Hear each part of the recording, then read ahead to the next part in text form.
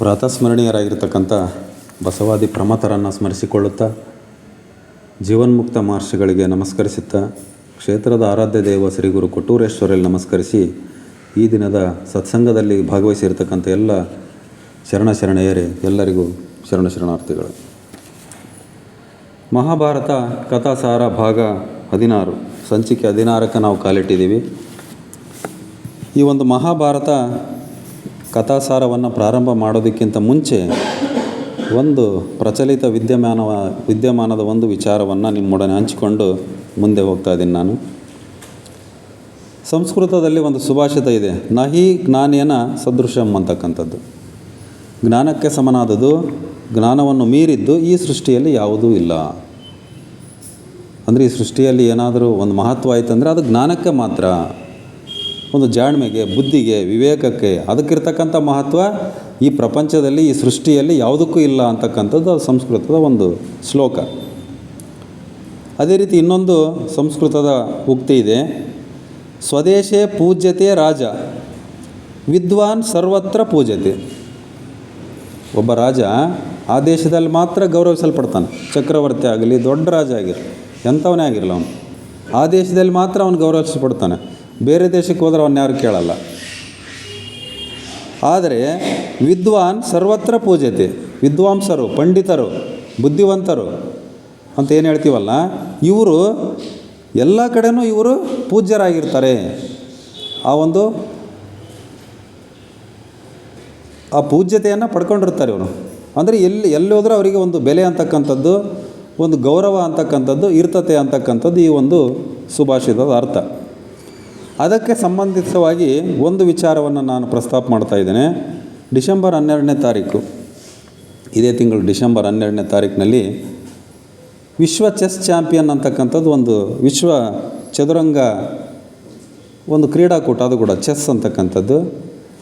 ಅದರಲ್ಲಿ ಗೆದ್ದಿರ್ತಕ್ಕಂಥವನು ಗುಕೇಶ್ ಅಂತಕ್ಕಂಥ ಒಬ್ಬ ಹುಡುಗ, 18 ವಯಸ್ಸು, ಕೇವಲ 18 ವಯಸ್ಸು. ಗುಕೇಶ್ ಅಂತಕ್ಕಂಥ ಗುಕೇಶ್, ದೊಮ್ಮಲೂರು ಗುಕೇಶ್ ಅಂತಕ್ಕಂಥ ಒಬ್ಬ ಹುಡುಗ, ಮೂಲತಃ ತೆಲುಗು ಕುಟುಂಬ, ಆಂಧ್ರದವರು. ಮೂಲತಃ ಅವರು ಆಂಧ್ರದಿಂದ ವಲಸೆ ಹೋಗಿ ಚೆನ್ನೈನಲ್ಲಿ, ತಮಿಳುನಾಡಿನ ಚೆನ್ನೈನಲ್ಲಿ ಅವರು ಬದುಕನ್ನು ಕಟ್ಕೊಳ್ತಾರೆ ಅವರ ಅಪ್ಪ ಅವರು. ಆ ಬಾಲಕ ಗುಕೇಶ್ ಅಂತಕ್ಕಂಥವನು ಆ ಡಿಸೆಂಬರ್ 12 ಆದ ನಂತರ, ಅವ್ನು ಗೆದ್ದ ನಂತರ ತಿರುಗಿ ದಿವಸ ಎಲ್ಲರ ಸ್ಟೇಟಸಲ್ಲಿ ಗುಕೇಶ್ ಅಂತ ಬರ್ತಾಯಿತ್ತು. ನನಗೆ ಆ ಹೆಸರು ಕೇಳೋ ಒಂಥರ ವಿಚಿತ್ರ, ಯಾಕಂದರೆ ಆ ಹೆಸರು ನಾವು ಕೇಳಿಲ್ಲಲ್ಲ ಅಂತಕ್ಕಂಥದ್ದು, ಗುಕೇಶ್ ಅಂತಕ್ಕಂಥದ್ದು. ಗುಕೇಶ್ ಅಂತಂದರೆ ನೋಡ್ರಿ, ಅದರ ಅರ್ಥ ಏನಿದೆ ಅಂದರೆ ಸದ್ಗುಣ ಅಂತಕ್ಕಂಥದ್ದು, ಶಿವ ಅಂತಕ್ಕಂಥ ಅರ್ಥ ಇದೆ. ಕಪ್ಪು ಕೇಶವನ್ನು ಹೊಂದಿರತಕ್ಕಂಥವನು, ಕಪ್ಪು ಕೂದಲನ್ನು ಹೊಂದಿರತಕ್ಕಂಥವನು ಅಂತಕ್ಕಂಥ ಒಂದು ಹೆಸರು ಅರ್ಥ ಇದೆ. ಜೊತೆಗೆ ಗುಕೇಶ ಅಂತಂದರೆ ಜಗತ್ತನ್ನೇ ಗೆದ್ದವನು. ಅವನು ಅಕ್ಷರಶಃ ಚೆಸ್ನಲ್ಲಿ ಜಗತ್ತನ್ನೇ ಗೆದ್ದವನು ಗುಕೇಶ. ಅವನು ಹುಟ್ಟಿದಾಗ ಜ್ಯೋತಿಷಿಗಳು ಹೇಳಿದ್ರಂತೆ, ಇವನ ಹೆಸರನ್ನು ನಾವು ಕೇಳ್ತಿರ್ತೀವಿ ಬಹುತೇಕ ನಮ್ಮ ಮಕ್ಕಳು ಹುಟ್ಟಿದಲ್ಲಿ ಯಾವ ಹೆಸರಿನಿಂದ ಇಡಬೇಕು, ಆ ಜನ್ಮ ನಕ್ಷತ್ರ ಏನೋ ಹೇಳ್ತಿರ್ತಾರೆ. ಅವ್ರ ಜ್ಯೋತಿಷಿಗಳು ಹೇಳಿದ್ರಂತೆ ಅವ್ರ ಅಪ್ಪಗೆ, ಜಿ ಅಕ್ಷರದಿಂದ ಅಥವಾ ಗು ಅಕ್ಷರದಿಂದ ನೀವು ಹೆಸರಿಡ್ರಿ ಅಂತ ಹೇಳಿದ್ರಂತೆ ಅವರು. ಹಂಗಾಗಿ ಅವರು ಗು ಅಕ್ಷರದಿಂದನೇ ಗುಕೇಶ ಅಂತಕ್ಕಂಥ ಹೆಸರನ್ನು ಇಟ್ಟಿದ್ರು ಅವ್ರ ತಂದೆ ತಾಯಿ. ಅಂಥವನು 18ನೇ ವಯಸ್ಸಿನಲ್ಲಿ, ಕೇವಲ 18ನೇ ವಯಸ್ಸಿನಲ್ಲಿ 18ನೇ ವಿಶ್ವ ಚೆಸ್ ಚಾಂಪಿಯನ್ ಆಗಿದ್ದಾನೆ.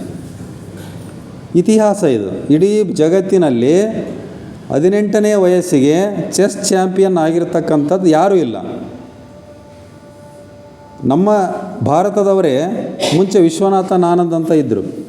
ಅವರು 4 ಸಲ ವಿಶ್ವ ಚೆಸ್ ಚಾಂಪಿಯನ್ ಆಗಿದ್ದರು. ಅವರು ತಮಿಳ್ನಾಡಿನವರೇ, ಇವನು ತಮಿಳ್ನಾಡಿನ ಗುಕೇಶ್. ವಿಶ್ವನಾಥ ಆನಂದ್ 4 ಸರಿ ವಿಶ್ವ ಚೆಸ್ ಚಾಂಪಿಯನ್ ಆಗಿದ್ದರು. ಅವರು ಮೊದಲು ಚೆಸ್ ಚಾಂಪಿಯನ್ ಆಗಿದ್ದು ತಮ್ಮ 30ನೇ ವಯಸ್ಸಿನಲ್ಲಿ. ವಿಶ್ವನಾಥನ್ ಆನಂದ್ ಅವರ ಮಾರ್ಗದರ್ಶನದಿಂದಲೇ ಇವನು ಚೆಸ್ ಕಲ್ತಿರತಕ್ಕಂಥದ್ದು ಗುಕೇಶ್ ಅಂತಕ್ಕಂಥವನು. ಇವನು ಕೇವಲ 18ನೇ ವಯಸ್ಸಿನಲ್ಲಿ 18ನೇ ವಿಶ್ವ ಚೆಸ್ ಚಾಂಪಿಯನ್ ಆಗಿರ್ತಕ್ಕಂಥದ್ದು ದೊಡ್ಡ ಇತಿಹಾಸ. ಅದು ನಮ್ಮ ಭಾರತಕ್ಕೆ ಒಂದು ದೊಡ್ಡ ಹೆಮ್ಮೆ. ನೋಡಿರಿ, ಅವನಿಗೆ ಬಂದಿರತಕ್ಕಂಥ ಬಹುಮಾನ 11 ಕೋಟಿ. ಇವತ್ತು ಕ್ರಿಕೆಟನ್ನು ಹೋಲಿಸ್ಕೊಂಡ್ರೆ ಇದೇನು ದೊಡ್ಡ ಮೊತ್ತ ಅಲ್ಲ. ಕ್ರಿಕೆಟ್ನಲ್ಲಿ ನೂರಾರು ಕೋಟಿ, ಸಾವಿರಾರು ಕೋಟಿ ದುಡ್ಡನ್ನು ಗಳಿಸ್ತಕ್ಕಂಥದ್ದು. ಆದರೆ ಈ ಒಂದು ಚೆಸ್ಗಿರ್ತಕ್ಕಂಥ ಒಂದು ಮೌಲ್ಯ ಐತಲ್ಲ, ಇದು ಬುದ್ಧಿವಂತರ ಆಟ ಅಂತೀವಿ. ಚೆಸ್ಸನ್ನು ಬುದ್ಧಿವಂತರ ಆಟ ಅಂತಕ್ಕಂಥದ್ದು ಕರಿತೀವಿ ನಾವು. ನೋಡಿರಿ, ಇವ್ರು ಗುಕೇಶರ ತಂದೆ ಇವರು ರಜನಿಕಾಂತ್ ಅಂತ ಡಾಕ್ಟ್ರ್. ಇವರು ಡಾಕ್ಟರ್ ರಜನಿಕಾಂತ್ ಅಂತಕ್ಕಂಥ ಇವ್ರ ಹೆಸರು. ಇವರು ENT ಸ್ಪೆಷಲಿಸ್ಟ್, ಕಣ್ಣು ಕಿವಿ ಮೂಗು ಮತ್ತು ಗಂಟಲು ತಜ್ಞರು. ಇವರು ENT ಸ್ಪೆಷಲಿಸ್ಟು. ತಾಯಿ ಡಾಕ್ಟರ್ ಪದ್ಮ ಅಂತಂದು ಇವರು ಮೈಕ್ರೋಬಯಾಲಜಿಸ್ಟ್. ಆದರೆ ಇವನು 7 ವಯಸ್ಸಿನಿಂದಲೇ ತನ್ನ ಒಂದು ಚೆಸ್ ಆಡೋದಕ್ಕೆ ಪ್ರಾರಂಭ ಮಾಡ್ತಾನೆ. ಬೇರೆ ಬೇರೆ ರಾಜ್ಯಗಳಿಗೆ ಹೋಗ್ತಕ್ಕಂಥದ್ದು, ಬೇರೆ ಬೇರೆ ದೇಶಗಳಿಗೆ ಆಡೋಕ್ಕೆ ಹೋಗ್ತಕ್ಕಂಥದ್ದು. ಹಂಗಾಗಿ ಅವ್ರ ಅಪ್ಪರು ಏನು ಮಾಡ್ತಾರೆ, ನಾನು ಕರ್ಕೊಂಡು ಹೋಗ್ಬೇಕಲ್ಲ, ಇನ್ನು ಸಣ್ಣವನಿದ್ನಲ್ಲ, ಹಂಗಾಗಿ ತಮ್ಮ ವೃತ್ತಿಯನ್ನೇ ತ್ಯಜಿಸಿಬಿಡ್ತಾರೆ. ಅವರು ಡಾಕ್ಟ್ರ್ ಕೆಲಸನ ಬಿಟ್ಬಿಡ್ತಾರೆ. ಇವನಿಗಾಗಿ, ಮಗನಿಗಾಗಿ ಡಾಕ್ಟ್ರ್ ಕೆಲಸವನ್ನೇ ಬಿಟ್ಟು ಆ ಒಂದು ತಾಯಿಯ ಒಂದು ಸಂಪಾದನೆಯಲ್ಲಷ್ಟೇ ಅವರು ಆ ಒಂದು ಕೆಲಸವನ್ನು, ಸಂಸಾರವನ್ನು ನಿಭಾಯಿಸ್ಕೊಂಡು ಹೋಗ್ತಾರೆ. ಅವನು ಹೇಳ್ತಾನೆ, ನಮ್ಮದು ಮಧ್ಯಮ ವರ್ಗದ ಕುಟುಂಬ ಅಂತ ಹೇಳ್ತಾನೆ. ನಾವು ಅಂದ್ಕೊಂಡಿವಿ ಅವ್ರ ಅಪ್ಪ ಡಾಕ್ಟ್ರು, ಅಮ್ಮ ಡಾಕ್ಟ್ರು, ಭಾಳ ಚೆನ್ನಾಗಿರ್ಬೋದು ಅಂದ್ಕೊಂಡಿವಿ. ಆದರೆ ಅವರಪ್ಪ ಕೆಲಸ ಬಿಟ್ಬಿಡ್ತಾರೆ. ಅವ್ರ ಅಮ್ಮನ ಸಂಪಾದನೆಯಲ್ಲಿ ಅಷ್ಟೇ ಅವ್ರ ಜೀವನವನ್ನು ಮಾಡ್ಕೊಂಡು ಹೋಗ್ತಾರೆ. ಅವನು ಎಷ್ಟು ಸ್ಥಿತಪ್ರಜ್ಞತೆ ಇತ್ತು ಅವನಲ್ಲಿ ಅಂತಂದರೆ, ಅವನು ಗೆದ್ದಾಗ ಕೊನೆಯ ಒಂದು ಪಂದ್ಯವನ್ನು ಗೆದ್ದಾಗ ಅವನು ಆವೇಶಕ್ಕೆ ಒಳಗಾಗಲಿಲ್ಲ. ಅವನು ಆ ಚೆಸ್ ಬೋರ್ಡಿಗೆ ನಮಸ್ಕಾರ ಮಾಡ್ತಾನೆ. ಟಿ ವಿಯಲ್ಲಿ ಬಂತು ನೋಡ್ರಿ, ಅದನ್ನೆಲ್ಲ ಬಂದಿತ್ತು. ಚೆಸ್ ಬೋರ್ಡಿಗೆ ಕ್ಲೀನ್ ನಮಸ್ಕಾರ ಮಾಡಿ ಆನಂತರ ಅವನು ಎದ್ದೇಳ್ತಾನೆ. ಅಂದರೆ ಆ ಒಂದು ವಿಶ್ವದ ಚೆಸ್ ಚಾಂಪಿಯನ್ ಆದರೂ ಸಹ ಅವನಲ್ಲಿರ್ತಕ್ಕಂಥ ಒಂದು ಸಮಚಿತ್ತತೆ ಅಂತ ಐತೆಯಲ್ಲ, ಆ ಸ್ಥಿತಪ್ರಜ್ಞತೆ ಅಂತಕ್ಕಂಥದ್ದು ಅದು ಈ ವಯಸ್ಸಿಗೆ ಬಂದಿರತಕ್ಕಂಥದ್ದು, 18ನೇ ವಯಸ್ಸಿಗೆ. ಆಮೇಲೆ ಚೆಸ್ ಅಂತಕ್ಕಂಥದ್ದು ಭಾಳ ತಾಳ್ಮೆಯ ಆಟ. ಎಷ್ಟು ತಾಳ್ಮೆ ಇರಬೇಕಂತಂದ್ರೆ ಚೆಸ್ ಆಡೋದಕ್ಕೆ ಬಹಳಷ್ಟು ತಾಳ್ಮೆ ಇರಬೇಕು. ಆ ತಾಳ್ಮೆ ಇದ್ದರೆ ಮಾತ್ರ ಆ ಚೆಸ್ ಅಂತಕ್ಕಂಥದ್ದು ಬರ್ತಕ್ಕಂಥದ್ದು. ಆ 18ನೇ ವಯಸ್ಸಿಗೆ ಎಷ್ಟಕ್ಕೊಂದು ಸಾಧನೆ ಮಾಡಿದಾನಲ್ಲ ಆ ತಾಳ್ಮೆಯನ್ನು. ಇವತ್ತು ನಾವೇನಾದರೂ ಸಾಧನೆ ಮಾಡೋಕ್ಕಂದ್ರೆ ತಾಳ್ಮೆಯನ್ನು ಸಾಧನೆ ಮಾಡಬೇಕಾಗಿದೆ. ಇವತ್ತು ನಮಗೆ 70-80 ವರ್ಷ ಆಗಿರ್ತೈತಿ, ಬೇರೆ ಮೇಲೆ ಸಿಟ್ಟಾಗ್ತಿರ್ತೀವಿ ನಾವು. ಸಾಧನೆ ಏನು ಮಾಡಿದ್ದೀವಿ ನಾವು? ಸಾಧನೆ ಇಲ್ಲ. ಯಾಕಂದರೆ ತಾಳ್ಮೆಗಿಂತ ತಪವೂ ಇಲ್ಲ, ತಾಳ್ಮೆಯೇ ತಪಸ್ಸು. ನಾವೇನು ಸನ್ಯಾಸಿಗಳಂಗೆ ಇಲ್ಲೋ ಅರಣ್ಯದಕ್ಕೆ ಹೋಗಿ ಹಿಮಾಲಯಕ್ಕೆ ಹೋಗಿ ತಪಸ್ಸು ಮಾಡ್ರಂತ ಯಾರು ಇರೋಂಗಿಲ್ಲ. ಸಂಸಾರದಲ್ಲಿದ್ದು ಕೋಪಗೊಳ್ದಂಗೆ ತಾಳ್ಮೆಯಿಂದ ಸಮಾಧಾನದಿಂದ ಏನಿರ್ತೀವಲ್ಲ, ಇದೇ ತಪಸ್ಸು ಅಂತಕ್ಕಂಥದ್ದು. ಹೀಗೆ ಈ ಗುಕೇಶ್ ಅಂತಕ್ಕಂಥವನು ಏನದನಲ್ಲ, ನಾವೇನು ಹೇಳಿದ್ವಲ್ಲ, ಈಗ ನಾನೇನೋ ಸದೃಶಂ, ಜ್ಞಾನಕ್ಕಿಂತ ಮಿಗಿಲಾದದ್ದು ಯಾವುದಿಲ್ಲ. ಇವತ್ತು ಅವನ ಜ್ಞಾನ ಇಡೀ ಜಗತ್ತಿಗೆ 18 ವರ್ಷದ ಒಬ್ಬ ಪೌರನನ್ನು ಪರಿಚಯಿಸಿದ್ದು. ಅದು ನಮ್ಮ ಭಾರತದ ಹೆಮ್ಮೆ ಅಂತಕ್ಕಂಥದ್ದನ್ನು ಹೇಳ್ತಾ ಈ ಒಂದು ವಿಚಾರವನ್ನು ನಿಮ್ಮೊಡ ಹಂಚ್ಕೋಬೇಕು ಅನಿಸ್ತು. ಹಾಗಾಗಿ ಈ ವಿಚಾರವನ್ನು ಹಂಚಿಕೊಂಡೆ. ಈಗ ಈ ಒಂದು ಮಹಾಭಾರತ ಕಥಾಸಾರ ಭಾಗ 16ಕ್ಕೆ ನಾವು ಕಾಲಿಡೋಣ. 15ನೇ ಸಂಚಿಕೆಯಲ್ಲಿ ಕೊನೆಗೆ ಎಲ್ಲಿ ನಿಲ್ಲಿಸಿದ್ವಿ ಅಂತಂದು ನೋಡಿದಾಗ, ಆ ಒಂದು ಪಾಂಚಾಲ ರಾಜ್ಯದ ಕಾಂಪಿಲ್ಯದಲ್ಲಿ ಕೃಷ್ಣ ದ್ರೋಣ ಹೋಗಿರ್ತಾರೆ ದೃಪದನ ಆಸ್ಥಾನಕ್ಕೆ. ಅವನು ಇವರ ಮೇಲೆ ಆಕ್ರಮಣ ಮಾಡ್ತಾನೆ. ಪಾಪ ದ್ರೋಣಾಚಾರ್ಯರು ಒಳ್ಳೆಯ ಉದ್ದೇಶ ಇಟ್ಕೊಂಡು ಹೋಗಿರ್ತಾರೆ. ಆ ಒಂದು ದೃಪದನಿಗೆ ಮಗ ಬಂದಿದ್ದಾನೆ, ಅವನಿಗೆ ಆಶೀರ್ವಾದ ಮಾಡಬೇಕು ಅನ್ನೋ ಉದ್ದೇಶ ಅವರಿರ್ತದೆ. ಆದರೆ ಅವನು ಭಾಳ ಶತ್ರುತ್ವ ಹಗೆತನವನ್ನು ಸಾಧಿಸ್ತಾ ಇರ್ತಾನೆ. ಯಾರ ಮೇಲೆ? ಆ ಒಂದು ದ್ರೋಣರ ಮೇಲೆ. ಹಾಗಾಗಿ ಅವನು ದ್ರೋಣರನ್ನು ಶಿರಚ್ಛೇದನ ಮಾಡೋದಕ್ಕೆ ದುಷ್ಟದ್ಯುಮ್ನ ಬರ್ತಾನೆ. ಆ ದುಷ್ಟದ್ಯುಮ್ನನ್ನು ಕೃಷ್ಣ ತಡಿತಾರೆ, ಬೀಳಿಸ್ತಾರೆ. ಆನಂತರ ದೃಪದನೇ ಕೃಷ್ಣನ ಮೇಲೇರಿ ಅವರೊಡನೆ ಯುದ್ಧ ಮಾಡೋದಕ್ಕೆ ಬರ್ತಾರೆ. ಅವನು ದೃಪದ ಎಷ್ಟು ಅಸ್ತ್ರಗಳನ್ನು ಬಿಟ್ಟರೂ ಸಹ ಈ ಒಂದು ಕೃಷ್ಣನ ಗದೆ ಹೆಸರು ಕೌಮೋದಿನಿ ಅಂತ. ಅದನ್ನು ಆನ್ಲೈನಲ್ಲಿ ನೋಡಿದೆ ನಾನು. ಕೌಮೋದಿನಿ ಅಂತ ಕೃಷ್ಣನ ಗದೆ ಹೆಸರು. ಆ ಕೃಷ್ಣನ ಗದೆ ಆ ಎಲ್ಲ ಒಂದು ಅಸ್ತ್ರಗಳನ್ನು ಸ್ವಾಹ ಮಾಡಿಬಿಡ್ತತೆ, ನುಂಗಿಬಿಡ್ತೈತಿ. ಕೊನೆಗೆ ಆ ಅಸ್ತ್ರಗಳೆಲ್ಲ ಖಾಲಿ ಆದಮೇಲೆ ಆ ದೃಪದನನ್ನು ಕೊಲ್ಲೋದಕ್ಕೆ ಹೋಗ್ತತೆ. ಆಗ ದ್ರೌಪದಿ ಅಡ್ಡ ಬರ್ತಾಳೆ. ಆವಾಗ ಗದೆ ಶಾಂತ ಆಗ್ತತಿ. ಅಲ್ಲಿಗೆ ದೃಪದನ ಜೀವ ಉಳಿತತೆ ದ್ರೌಪದಿಯಿಂದ ಅಂತಕ್ಕಂಥದ್ದನ್ನು ಅಲ್ಲಿ ನಿಲ್ಲಿಸಿದ್ವಿ ನಾವು. ದೃಪದನ ಮರಣ ತಪ್ಪಿಸಿದ ದ್ರೌಪದಿ ಬೇಡ ಅಂತಂದು ಅವನು ವರವನ್ನು ಕೇಳುವಾಗ ಯಜ್ಞಕುಂಡದ ಮುಂದೆ ನಿಂತ್ಕೊಂಡು ಆಕೆ ಕೆಟ್ಟದ್ದಾಗಲಿ ಅಂತಕ್ಕಂಥ ವರವನ್ನು ಕೇಳಿದ್ದು. ಅದನ್ನು ನೋಡಿದ್ವಿ ನಾವು ಹಿಂದಿನ ಒಂದು ಸಂಚಿಕೆಯಲ್ಲಿ. ಆಕೆಗೆಲ್ಲ ಅಕಳಂಕ ತಲುಪಲಿ, ಎಲ್ಲ ಕೆಟ್ಟದ್ದಾಗಲಿ ಏನೇನೋ ಕೇಳ್ಕೊಂಡಿದ್ದ. ಆದರೂ ಸಹ ಆಕೆ ಆ ಒಂದು ತನ್ನ ತಂದೆಯ ಜೀವವನ್ನು ಉಳಿಸಿದ್ಲು ದ್ರೌಪದಿ. ಆಶೀರ್ವದಿಸಿದ ಕೃಷ್ಣ ಆಶೀರ್ವಾದ ಮಾಡ್ತಾನೆ ದ್ರೌಪದಿಗೆ. ಇತ್ತ ಹಿಡವನದಲ್ಲಿ ಸಿಲುಕಿದ್ರು ಪಾಂಡವರು. ಆ ಒಂದು ಅಶ್ವತ್ಥಾಮನ ಎಲ್ಲಿ ನಮ್ಮನ್ನು ನೋಡಿಬಿಡ್ತಾನೋ ಅಡವಿಯಲ್ಲಿ ಅಂತಂದು ಅವನಿಂದ ತಪ್ಪಿಸ್ಕೊಳ್ಳೋಕೆ ಹೋಗಿ ಇವ್ರೇನು ಮಾಡ್ತಾರೆ, ಹಿಡವನದಲ್ಲಿ ಹೋಗಿಬಿಡ್ತಾರೆ. ಆ ಹಿಡವನ ಭಾಳ ದಟ್ಟಾರಣ್ಯ ಅಂತ ಹೇಳಿದ್ವಿ ನಾವು. ಅದು ಬೆಳಕು ಸಹ ಸೋಕದೇ ಇರತಕ್ಕಂಥ ಅರಣ್ಯ. ಅಲ್ಲಿ ಒಳಗೆ ಹೋದರೆ ಯಾರು ಹೊರಗೆ ಬರೋಕ್ಕೆ ಸಾಧ್ಯನಿದ್ದಿಲ್ಲ. ಅಲ್ಲಿ ಹಿಡ ಅಂತಕ್ಕಂಥ ರಾಕ್ಷಸ ಇದ್ದ, ಅವನಿಗೆ ಆಹಾರ ಆಗಿಬಿಡ್ತಿದ್ರಿ ಎಲ್ಲರೂ ಅಂತಕ್ಕಂಥದ್ದು. ಆ ಹಿಡವನದಲ್ಲಿ ಹಿಡಂಬಿ ಅಂತಕ್ಕಂಥ ಒಬ್ಬ ರಾಕ್ಷಸಿ, ಹಿಡ ಅಂತ ಏನು ರಾಕ್ಷಸಿ ಇದ್ನಲ್ಲ ಅವನ ತಂಗಿ ಹಿಡಂಬಿ. ಆ ಆ ಹಿಡಂಬಿ ರಾಕ್ಷಸಿ ನರರೂಪದಲ್ಲಿ ಇವ್ರ ಹತ್ರ ಬಂದ್ಲಾಕಿ, ಸುಂದರ ರೂಪವನ್ನು ಧರಿಸಿ ಇವ್ರ ಹತ್ರ ಬಂದು. ಇಲ್ಲಿ ರಾಕ್ಷಸರು ಅಂದರೆ ಅವರು ಬಹುರೂಪಿಗಳು ಅಂತ ನೋಡ್ತೀವಿ ನಾವು ಪುರಾಣಗಳಲ್ಲಿ, ರಾಮಾಯಣ ಮಹಾಭಾರತಗಳಲ್ಲೆಲ್ಲ ನೋಡ್ತೀವಿ. ಆ ಒಂದು ಲಕ್ಷ್ಮಣನ ಹತ್ರ ಅವನು ಶೂರ್ಪನಖಿ ಬಂದದ್ದು ಸಹ ಒಂದು ಸುಂದರ ರೂಪದಿಂದ ಬಂದಿದ್ಲು ಅಂತಕ್ಕಂಥದ್ದನ್ನು ನಾವು ನೋಡ್ತೀವಿ. ಅದೇ ರೀತಿ ಹಿಡಂಬಿ ರಾಕ್ಷಸಿ ಮಾನವ ರೂಪದಲ್ಲಿ, ಭಾಳ ಸುಂದರವಾದ ರೂಪದಲ್ಲಿ ಆಕಿ ಇವ್ರ ಹತ್ರ ಕಾಣಿಸ್ಕೊಂಡ್ಳು, ಭೀಮನ ಹತ್ರ ಕಾಣಿಸ್ಕೊಂಡ್ಲಾಕಿ. ಆ ಅಡವಿಯಲ್ಲಿರ್ತಕ್ಕಂಥ ಇವನು ಭೀಮ ಒಂದೊಂದು ಮರಗಳನ್ನೇ ಬಡ್ಡೆ ಸಮೇತ ಕೀಳ್ತಾ ಇದ್ದಾನೆ ಅವನು. ಕಿರ್ತಂಗೆಲ್ಲ ಅವಂಗೆ ಆ ಒಂದು ನಾಟ್ತದವು, ಅವಂಗೆ ಮೊದಲಿನ ರೀತಿಯಲ್ಲಿ ಆ ಒಂದು ಮರಗಳು ಆಗ್ತಾ ಇದ್ದಾವೆ. ಅವಾಗ ಅರ್ಜುನ್ ಹೇಳ್ತಾನೆ, ಇದು ಸಾಮಾನ್ಯವನ ಅಲ್ಲ, ಇದು ಮಾಯಾವನ, ಇದು ಹಿಡವನ ಅಂತಕ್ಕಂಥದ್ದನ್ನು ಹೇಳ್ತಾನೆ. ಭೀಮ ಹಿಡಂಬಿ ಪ್ರೀತಿಯ ನೋಟ ನೋಡ್ರಿ, ಪ್ರೀತಿಯ ಅಂಕುರ ಆಗ್ತದೆ ಭೀಮನಿಗೂ ಮತ್ತು ಹಿಡಂಬಿಗೂ. ನರರೂಪದ ರಾಕ್ಷಸಿ ಆಕಿ, ಭೀಮನಿಗೂ ಮತ್ತು ಹಿಡಂಬಿಗೂ ಪ್ರೀತಿಯ ನೋಟ ಆಗ್ತದೆ. ನೀನು ಯಾರು ಅಂತ ಕೇಳ್ತಾರೋ ಇವ್ರು ಪಾಂಡವರು. ಈಕೆ ಯಾಕಂದರೆ ಅಲ್ಲಿ ಯಾರು ಮನುಷ್ಯರು ಕಾಣ್ತಾ ಇದ್ದಿಲ್ಲಲ್ಲ, ಈಗಿನ ನರರೂಪದಲ್ಲಿ ಮನುಷ್ಯರ ರೂಪದಲ್ಲಿ ಇದ್ಲ ಹಿಡಂಬಿ. ನೀನು ಯಾರು ಅಂತ ಕೇಳಿದಾಗ ಯಾಕೆ ಸುಳ್ಳು ಹೇಳ್ತಾಳೆ, ನಾನು ಸಹ ಮಾನವಳೆ, ನಾನು ತಪ್ಪಿಸ್ಕೊಂಬಂದುಬಿಟ್ಟಿದ್ದೀನಿ, ರಾಕ್ಷಸರಿಂದ ತಪ್ಪಿಸ್ಕೊಂಡು ಈ ಕಡೆ ಬಂದುಬಿಟ್ಟಿದ್ದೀನಿ ಅಂತಕ್ಕಂಥ ಸುಳ್ಳನ್ನು ಹಾಕಿ ಹೇಳ್ತಾಳೆ. ಸ್ಪಷ್ಟವಾದ ದಿಕ್ಕು ಹೇಳಿದ, ಮಾಂಸದ ವಾಸನೆ ತಿಳಿದ ಹಿಡಂಬಿಯ ಮೇಲೆ ಸಂಶಯ ಪಾಂಡವರಿಗೆ ಬಂತು. ಆಕೆ ಆ ಅಡವಿಯಲ್ಲಿ ಎಲ್ಲ ಕರೆಕ್ಟಾಗಿ ಹೇಳ್ತಾಳೆ. ಇವ್ರಿಗೆ ದಿಕ್ಕೇ ಗೊತ್ತಾಗ್ತಾ ಇಲ್ಲ, ಯಾಕಂದರೆ ಸಂಪೂರ್ಣ ಕತ್ತಲಲ್ಲಿ ಒಳಗಡೆ ಏನೂ ಬೆಳಕಿಲ್ಲ, ಸೂರ್ಯ ಕಡೆ ಹುಟ್ಟೇನೆ, ಕಡೆ ಮುಳುಗ್ತದಾನೆ, ಏನೂ ಕಾಣ್ತಾನೇ ಇಲ್ಲ. ಅಂಥ ಒಂದು ಪ್ರದೇಶದಲ್ಲಿ ಆಕೆ ಸ್ಪಷ್ಟವಾಗಿ ದಿಕ್ಕನ್ನು ಹೇಳ್ತಾಳೆ. ಇಲ್ಲ, ನೀವು ಈ ರೀತಿ ಹೋಗ್ರಿ, ಈ ಕಡೆಗೆ ಹೋದ್ರೆ ನೀವು ಹೊರಗಡೆ ಹೋಗ್ತೀರಿ, ಆಮೇಲೆ ಈ ಕಡೆಗೆ ವಾಸನೆ ಬರ್ತಾಯಿದೆ, ಮಾಂಸದ ವಾಸನೆ ಐತೆ ಅಂದರೆ ಅಲ್ಲಿ ರಾಕ್ಷಸರಿದ್ದಾರೆ, ಈ ಕಡೆಗೆ ಹೋಗಬೇಡ್ರಿ ಅಂತ ಈಕೆ ಒಂದು ಮಾರ್ಗದರ್ಶನವನ್ನು ಕೊಡ್ತಾ ಇದ್ದಾಳೆ. ಅವ್ರಿಗೆ ಪಾಂಡವರಿಗೆ ಅನುಮಾನ ಬಂತು, ಇದು ನಮಗೆ ಗೊತ್ತಾಗದೇ ಇರತಕ್ಕಂಥ ವಿಚಾರ ಈಕೆಗೆ ಗೊತ್ತಾಗೈತೆ ಅಂದರೆ ಈಕೆ ಮನುಷ್ಯಳಲ್ಲ, ಈಕೆ ಮಾಯಾವಿ, ಈಕೆ ರಾಕ್ಷಸಿ ಇರಬೇಕಂತಕ್ಕಂಥ ಅನುಮಾನ ಪಾಂಡವರಿಗೆ ಬರ್ತೈತಿ.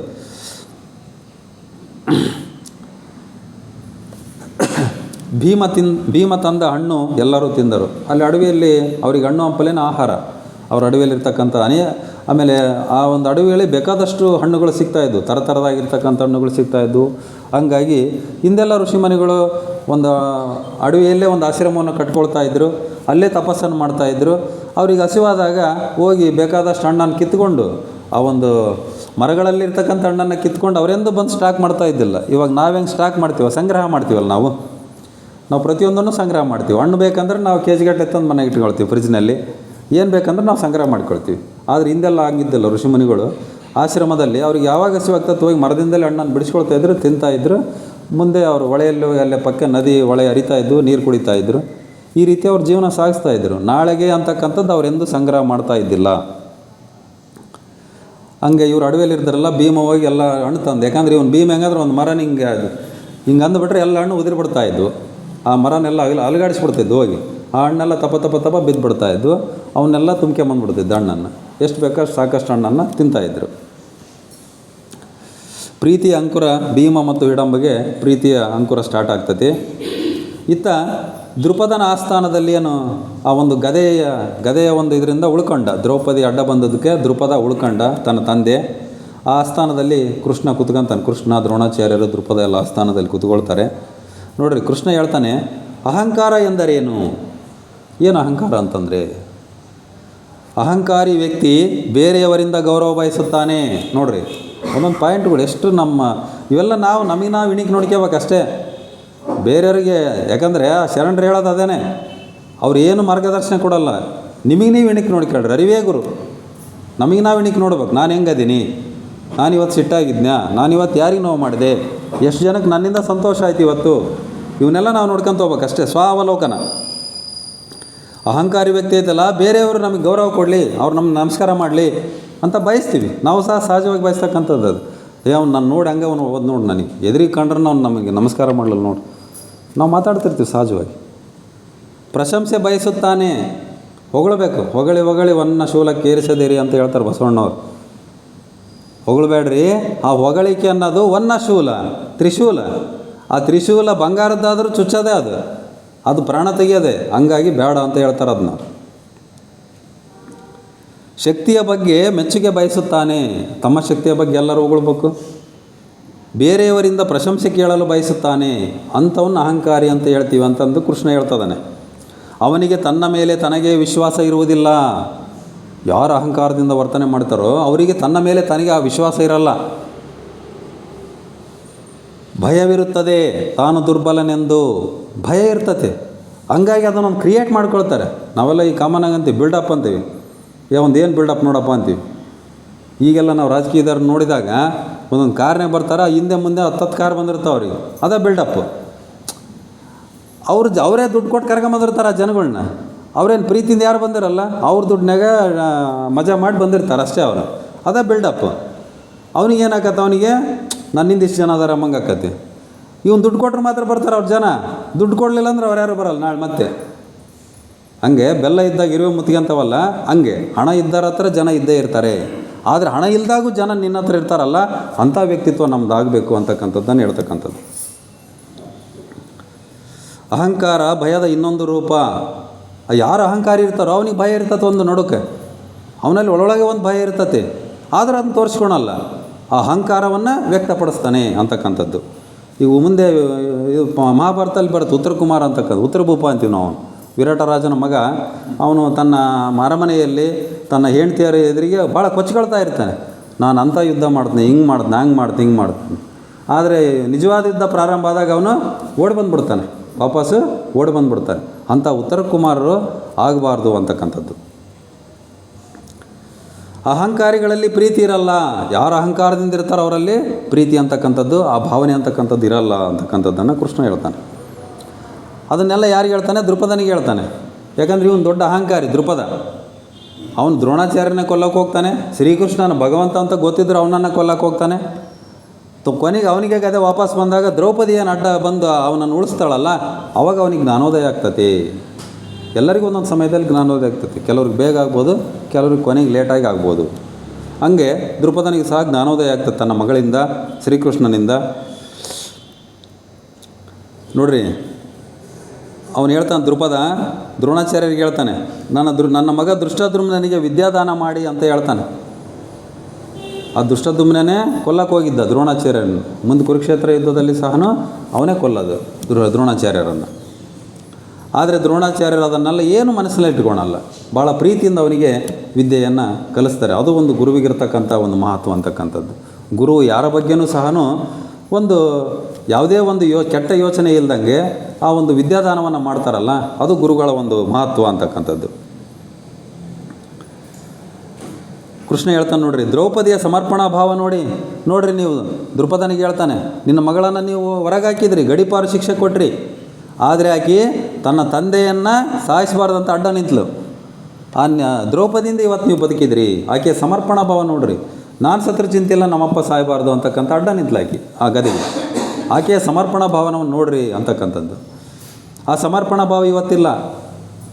ಆ ಸಮರ್ಪಣಾ ಭಾವ ಅಂತಕ್ಕಂಥದ್ದು ಇವತ್ತಿಲ್ಲ, ಪೂರ್ತಿ ನಾಶ ಆಗಿಬಿಟ್ಟದೆ. ಆ ಸಮರ್ಪಣಾ ಭಾವ ಅಂತಕ್ಕಂಥದ್ದು ದೌರ್ಬಲ್ಯ ಅಲ್ಲ ಅಂತಕ್ಕಂಥದ್ದನ್ನು ಹೇಳ್ತಾನೆ. ಇದನ್ನೆಲ್ಲ ಮಾತಾಡ್ತಿದ್ದಂಗೆ ದ್ರೌಪದಿ ಹೊರಟೋಗ್ಬಿಡ್ತಾಳೆ. ಯಾಕಂದರೆ ಇವ್ನು ಗಡೀಪಾರ ಅಂತ ಹೇಳಿರ್ತಾನಲ್ಲ, ಗಡೀಪಾರ ಶಿಕ್ಷೆ ಕೊಟ್ಟಿರ್ತಾನೆ ದ್ರುಪದ ಆಲ್ರೆಡಿ ಮಗಳಿಗೆ. ನೀನು ಇರಬೇಡ, ಒಂದು ಕಾಂಪಿಲ್ಯದ ಒಂದು ಸರಹದ್ದಿನಲ್ಲಿ ಇರೋಂಗಿಲ್ಲ ಅಂತಕ್ಕಂಥ ಗಡೀಪಾರ ಶಿಕ್ಷೆ ಕೊಟ್ಟಿರ್ತಾನೆ. ಹೊರಟೋಗ್ತದಾಳೆ ಆಕೆ. ಬೇಡ ಎಂದ ಶಿಖಂಡಿನಿ, ಬೇಡ ಹೋಗಬೇಡ ಅಂತಂದು ಅವ್ರ ಅಕ್ಕ ಶಿಖಂಡಿನಿ ಹೇಳ್ತಾಳೆ, ಆದರೂ ಹೋಗ್ತಾದಾಳೆ. ಮಕ್ಕಳ ಪರಿಚಯ ಅವರ ತಂದೆಯಿಂದಲೇ ಆಗುವುದು. ಶಿಖಂಡಿನಿ ಹೇಳ್ತಾಳೆ ನೋಡ್ರಿ, ಮಕ್ಕಳ ಪರಿಚಯ ಅಂತಕ್ಕಂಥದ್ದು ಅವರ ತಂದೆಯಿಂದನೇ ಆಗಬೇಕು. ದ್ರುಪದ ಹೇಳ್ತಾನೆ, ದ್ರೌಪದಿಗೆ ಶೋಭಾಯಾತ್ರೆ ಆಯೋಜನೆ. ದ್ರೌಪದಿಗೆ ಈಗ ಅವನಿಗೆ ಜ್ಞಾನೋದಯ ಆಯ್ತಲ್ಲ, ಆಕೆಯನ್ನು ಒಳ್ಳೆ ರೀತಿಯಿಂದ ನಾವು ಅರಮನೆಗೆ ತುಂಬಿಸ್ಕೊಳ್ಬೇಕು. ಆಕೆಯನ್ನು ಭಾಳ ಕೆಟ್ಟ ರೀತಿಯಿಂದ ನಾನು ನಡೆಸ್ಕೊಂಡೆ. ಯಜ್ಞದಿಂದ ಹುಟ್ಟಿದ ನಂತರ ಆಕೆಯನ್ನು ಭಾಳ ಕೆಟ್ಟ ರೀತಿಯಿಂದ ನಾನು ನಡೆಸ್ಕೊಂಡೆ. ಹಂಗಾಗಿ ಆಕೆಯ ಶೋಭಾಯಾತ್ರೆ ಮಾಡಿ ಒಳ್ಳೆಯ ರೀತಿಯಿಂದ ಆಕೆಯನ್ನು ಒಂದು ಅರಮನೆಗೆ ಕರ್ಕೊಂಬರಬೇಕು ಅಂತಕ್ಕಂಥ ಉದ್ದೇಶದಿಂದ ಶೋಭಾಯಾತ್ರೆಯನ್ನು ಇವನು ಶೋಭಾಯಾತ್ರೆ ಮಾಡೋಕ್ಕೆ ಅವನು ಆದೇಶ ಮಾಡ್ತಾನೆ. ಇಲ್ಲಿ ಶೋಭಾಯಾತ್ರೆ ಅಂತಂದರೆ ಏನಿಲ್ಲ, ಮೆರವಣಿಗೆ ಅಂತಕ್ಕಂಥದ್ದು ಅಷ್ಟೇ. ಶಿಸ್ತುಬದ್ಧವಾಗಿರ್ತಕ್ಕಂಥ ಮೆರವಣಿಗೆ, ಕ್ರಮಬದ್ಧವಾಗಿರ್ತಕ್ಕಂಥ ಒಂದು ಮೆರವಣಿಗೆ. ಈ ಉದಾಹರಣೆಗೆ RSS ಅಂತ ಸಂಘಟನೆ ಇದೆ. RSSನವ್ರು ಅವಾಗವಾಗ ಶೋಭಾಯಾತ್ರೆ ಅಂತ ಮಾಡ್ತಾರೆ ಪಟ್ಟಣಗಳಲ್ಲಿ, ಅಲ್ಲಲ್ಲಿ ಭಾಳ ಶಿಸ್ತಾಗಿ ಅವರು ನಡ್ಕೊಂಡು ಹೋಗೋ ರೀತಿಯೇ ಒಂದು ಶಿಸ್ತು ಇರ್ತದೆ. ಅದನ್ನು ನೋಡ್ತಕ್ಕಂಥ ರೀತಿಯೇ ಒಂದು, ಅದನ್ನು ನೋಡಿದ್ರೆ ಇನ್ನೂ ಸ್ವಲ್ಪ ಹೊತ್ತು ನಿಂತ್ಕೊಂಡು ನೋಡಬೇಕಪ್ಪ ಅನಿಸ್ತದೆ. ಆದರೆ ಈಗ ಡಿ ಜೆ ಹಾಕ್ಯಂಡು ಕುಣಿಯೋದು ಹೌದು, ಅದು ಶೋಭಾಯಾತ್ರೆ ಅಲ್ಲ, ಅದು ಕಿರ್ಚೋದು, ಅದು ಕುಡಿದು ಕುಣಿಯೋದು ಅಂತಾರಲ್ಲ, ಆ ರೀತಿ ಆಗ್ತಕ್ಕಂಥದ್ದು ಅದು. ಆದರೆ ಶೋಭಾಯಾತ್ರೆ ಅಂತಕ್ಕಂಥದ್ದು ಭಾಳ ಶಿಸ್ತುಬದ್ಧವಾಗಿ, ಆಮೇಲೆ ಅನೇಕ ಸಂಘ ಸಂಸ್ಥೆಗಳು ಭಜನೆ ಮಾಡ್ಕೊಂತ, ಈಗ ನಮ್ಮ ಕೊಟ್ರೇಶ್ವರ ತೇರು ಆಗ್ತೈತಿ, ತೇರಿಗೆ ಬೇರೆ ಬೇರೆ ಊರಿಂದ ನಾವು ಟ್ಯಾಕ್ಟ್ರಿ ಕಟ್ಕೊಂಡು ಬರ್ತಾರೆ ನೋಡ್ರಿ, ಭಜನೆ ಮಾಡ್ಕೊತ ಬರ್ತಾ ಇರ್ತಾರೆ, ಹಾಡು ಹೇಳ್ಕೊತ ಬರ್ತಾ ಇರ್ತಾರೆ, ಅವೆಲ್ಲ ಶೋಭಾಯಾತ್ರೆ ಅಂತ ಹೇಳೋದು. ಭಾಳ ಕ್ರಮಬದ್ಧವಾಗಿ ಶಿಸ್ತಾಗಿ ದೇವರ ಸ್ಮರಣೆಯನ್ನು ಮಾಡ್ಕೊಳ್ತಾ ಬರ್ತಕ್ಕಂಥದ್ದು ಏನು ಮೆರವಣಿಗೆಗಳದವಲ್ಲ, ಅಂಥವ್ನು ಜನ ನಿಂತ್ಕೊಂಡು ನೋಡ್ತಾರೆ ಸ್ವಲ್ಪ ಹೊತ್ತು, ಭಾಳ ಚೆಂದ ಐತಲ್ಲಪ್ಪ, ಭಾಳ ಇಷ್ಟು ಚೆನ್ನಾಗಿ ಹಾಡು ಹೇಳ್ತಾರಲ್ಲ ಅಂತಕ್ಕಂಥದ್ದು. ಹಾಗೆ ಅಂಥ ಶೋಭಾಯಾತ್ರೆಯನ್ನು ಈಕೆಯ ಒಂದು ಪುರಪ್ರವೇಶವನ್ನು ಮಾಡಬೇಕು, ಕಾಂಪಿಲ್ಯ ನಗರದ ಒಂದು ಅರಮನೆ ಕರ್ಕೊಳ್ಬೇಕು ಈಕೆಯನ್ನು ದ್ರೌಪದಿ ಅಂತಕ್ಕಂಥದ್ದನ್ನು ಒಂದು ದೃಪದ ಆದೇಶವನ್ನು ಮಾಡ್ತಾನೆ.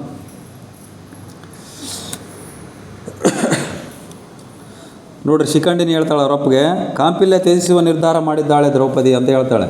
ನೀವು ಹೇಳಿಬಿಟ್ಟಿರಲ್ಲ ಗಡಿಪಾರ ಅಂತ ಹೇಳಿರ, ಹಂಗಾಗಿ ಆಕೆ ಇರಲ್ಲಂತೆ, ಹೋಗಿಬಿಡ್ತಾಳೆ, ಕಾಂಪಿಲ್ಯ ನಗರವನ್ನು ಬಿಟ್ಟು, ಕಾಂಪಿಲ್ಯ ರಾಜ್ಯವನ್ನು ಬಿಟ್ಟು ಹೋಗ್ತದಾಳೆ ಅಂತ ಹೇಳ್ತಾರೆ. ಆಗ ದ್ರುಪದ ಹೇಳ್ತಾನೆ, ನನ್ನ ಹೃದಯ ಪರಿವರ್ತನೆಯಾಗಿದೆ ಶಿಖಂಡಿನಿ, ನನ್ನ ಹೃದಯ ಪರಿವರ್ತನೆಯಾಗಿದೆ. ನನಗೆ ಇಷ್ಟು ದಿವಸ ಹೆಣ್ಮಕ್ಳಂದರೆ ನನಗೆ ಒಂಥರ ಭಾವನೆ ಇತ್ತು, ಕೆಟ್ಟ ಭಾವನೆ ಇತ್ತು, ಆದರೆ ಈಗ ಆ ರೀತಿ ಇಲ್ಲ. ಕೃಷ್ಣ ನನ್ನನ್ನು ಕಣ್ತೆರೆಸಿದ್ದಾನೆ, ನನಗೆ ಜ್ಞಾನೋದಯ ಆಗಿದೆ, ನನಗೆ ನನ್ನ ಹೃದಯ ಅಂತಕ್ಕಂಥದ್ದು ಪರಿವರ್ತನೆಯಾಗಿದೆ ಅಂತಕ್ಕಂಥದ್ದನ್ನು ದ್ರುಪದ ಹೇಳ್ತಾನೆ.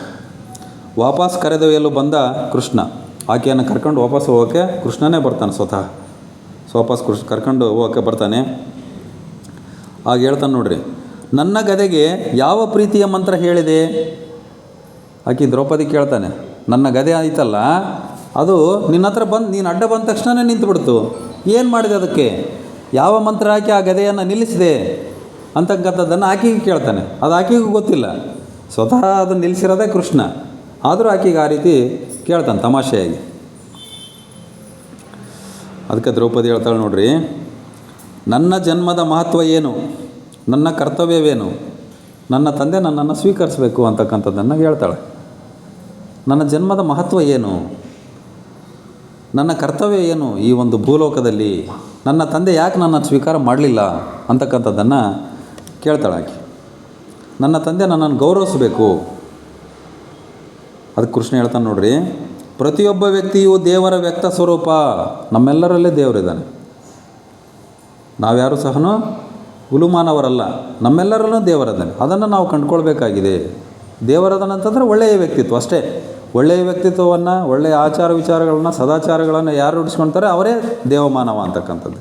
ಯಾರೋ ಒಬ್ಬರು ದೇವಮಾನವಲ್ಲ, ಎಲ್ಲರೆಲ್ಲ ಆ ಶಕ್ತಿ ಇದೆ, ಅದನ್ನು ನಾವು ರೂಢಿಸ್ಕೊಳ್ಬೇಕು, ನಮ್ಮ ವ್ಯಕ್ತಿತ್ವದಿಂದ ಅದನ್ನು ರೂಢಿಸ್ಕೊಳ್ಬೇಕು ಅಂತಕ್ಕಂಥದ್ದನ್ನು ಹೇಳ್ತಾನೆ.